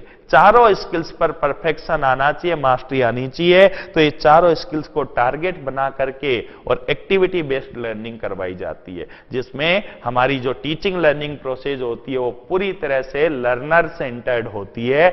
मींस वो कैसे मैनेज की जाती है? लर्नर की नीड और इंटरेस्ट को मद्देनजर रखते हुए, सेंटर में रखते हुए टीचिंग लर्निंग प्रोसेस होती है, जिसमें टीचर का टॉक टाइम बहुत कम होता है, स्टूडेंट का आपसी भूमिका ज्यादा होती है।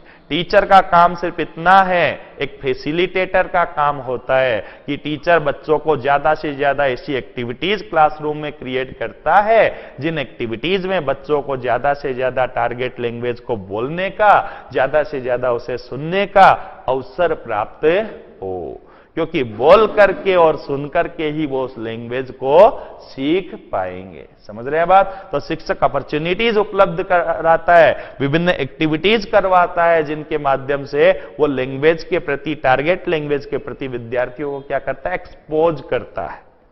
उसका सामना करवाता है विद्यार्थियों का उस लैंग्वेज से, टारगेट लैंग्वेज से। तो उससे क्या होता है, जब सामना करेंगे तो आर या पार। समझ रहे हैं? विद्यार्थी जब आमने सामने लैंग्वेज की आता, प्रॉब्लम आती है, अरे ये सेंटेंस बोलना है, कैसे बोलूं, तो ही कंसिस्टेंटली, निरंतर रूप से, सतत रूप से वो प्रयास करता है लैंग्वेज को करेक्टली बोलने का, और फाइनली जो कुछ सीखा उसके आधार पर अगर कुछ नहीं आता है तो वो भी निष्कर्ष स्वरूप बोलता है और अपनी स्वयं की लैंग्वेज डेवलप कर लेता है, कुछ नया डिस्कवर करता है, और इस प्रकार वो डिस्कवरी के माध्यम से सीखता है। इसमें बच्चा अपनी लर्निंग के लिए स्वयं ही जिम्मेदार होता है। समझ में आई है बात? शिक्षक केवल उसको सुविधा उपलब्ध कराता है, अपॉर्चुनिटीज उपलब्ध करवाता है। तो ये सीएलटीएस की अलग अलग खूबियां होंगी। इसके अंदर शिक्षक की भूमिका क्या होती है, विद्यार्थी की भूमिका क्या होती है, इसमें इवेल्युएट कैसे किया जाता है, मूल्यांकन किन किन चीजों का किया जाता है, टीचिंग लर्निंग मटेरियल क्या क्या होता है, उसमें क्या क्या शामिल होता है, ये सारे प्रश्न बनते हैं इसके दायरे में जो आते हैं।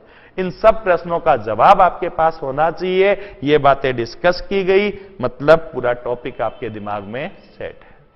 समझ गए बात? अब आता है आपका दो, और ये 5वीं इकाई के अंदर 2 मेथड हैं भैया। एक तो है कौन सा, रेमेडियल टीचिंग। कौन सा? रेमेडियल टीचिंग, उपचारात्मक शिक्षण। और दूसरा है क्या, इवेल्युएशन।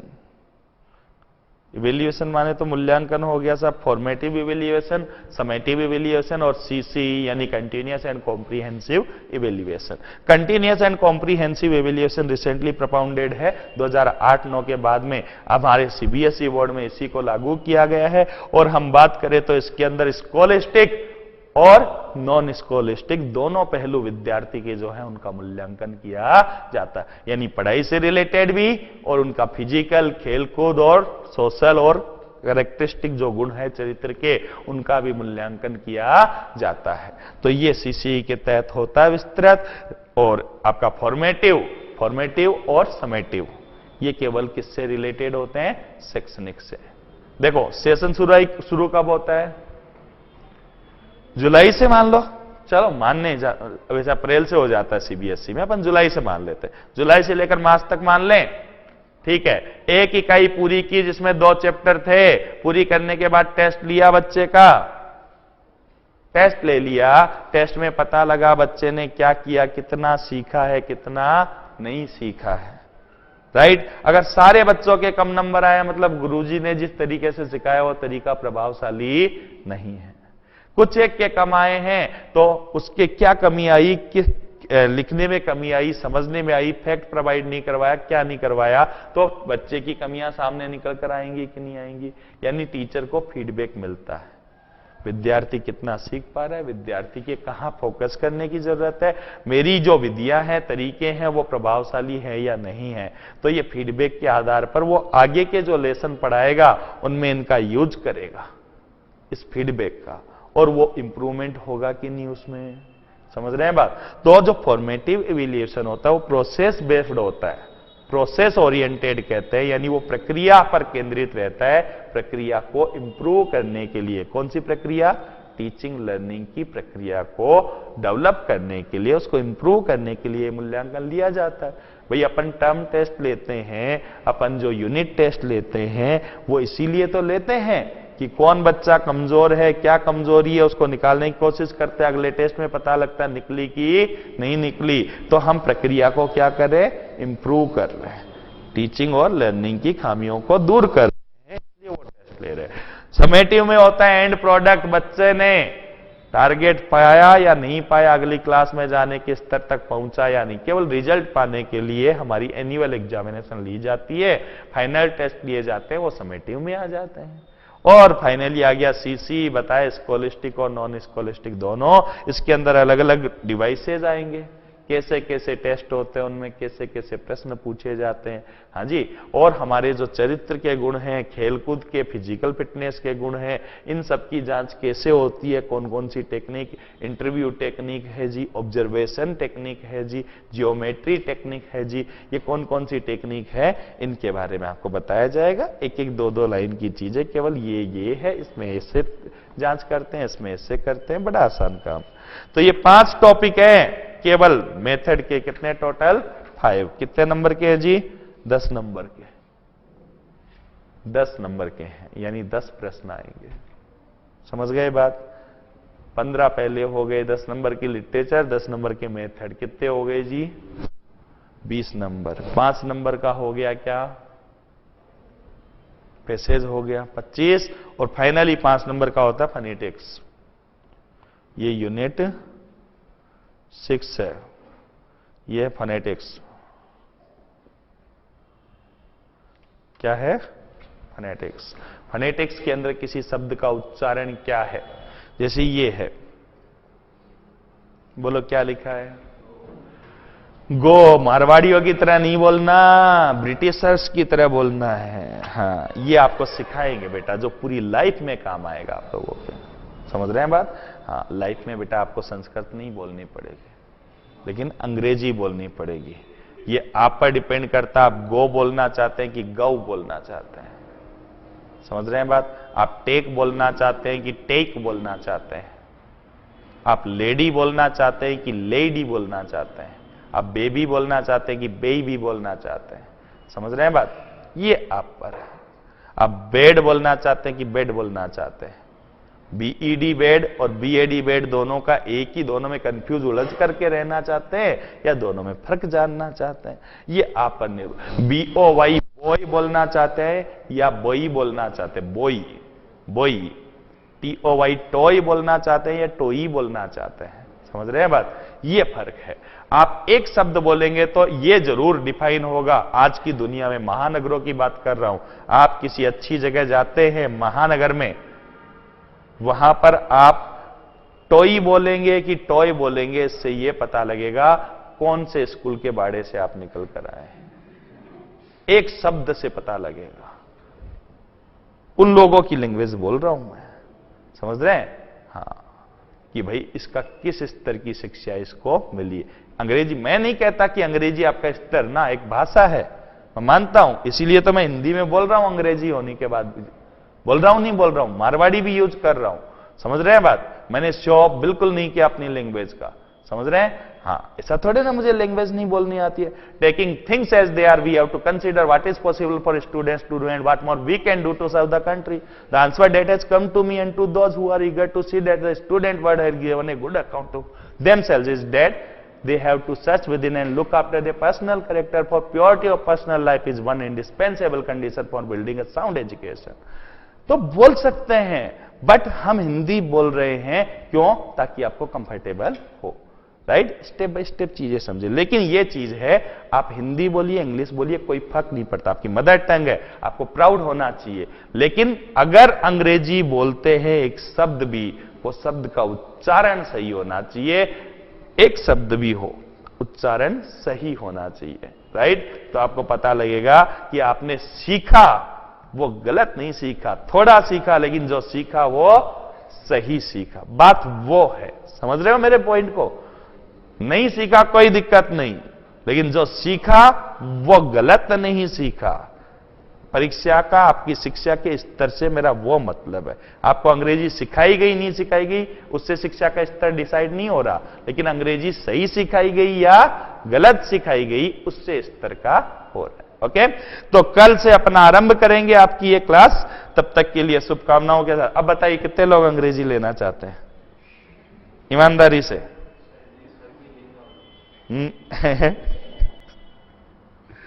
कोई दिक्कत नहीं है। ओके बेटा, ओके, देख लिया है मैंने। आप लोगों की फ्री चॉइस है। संस्कृत वाले सर आएंगे, संस्कृत भी पढ़िएगा। ओके, आपके संस्कृत या अंग्रेजी लेने से हमें कोई नुकसान नहीं है। संस्कृत भी पढ़ाएंगे, अंग्रेजी भी पढ़ाएंगे, दोनों पढ़ाएंगे कि नहीं पढ़ाएंगे। लेकिन आपको जिसमें सहूलियत लगती है, कि साहब मेरे को ये लैंग्वेज है जो मुझे लगता है ज्यादा अच्छी, क्योंकि जैसे मैंने एक्सप्लेन किया संस्कृत वाले भी अपना सिलेबस एक्सप्लेन करेंगे, तो फिर आप डिसाइड कीजिएगा कि दोनों में आपको कौन सा सुविधाजनक रहेगा, राइट। फिर आप अपना रिसर्च, तब तक अंग्रेजी पढ़िए, कोई दिक्कत नहीं। ओके, धन्यवाद।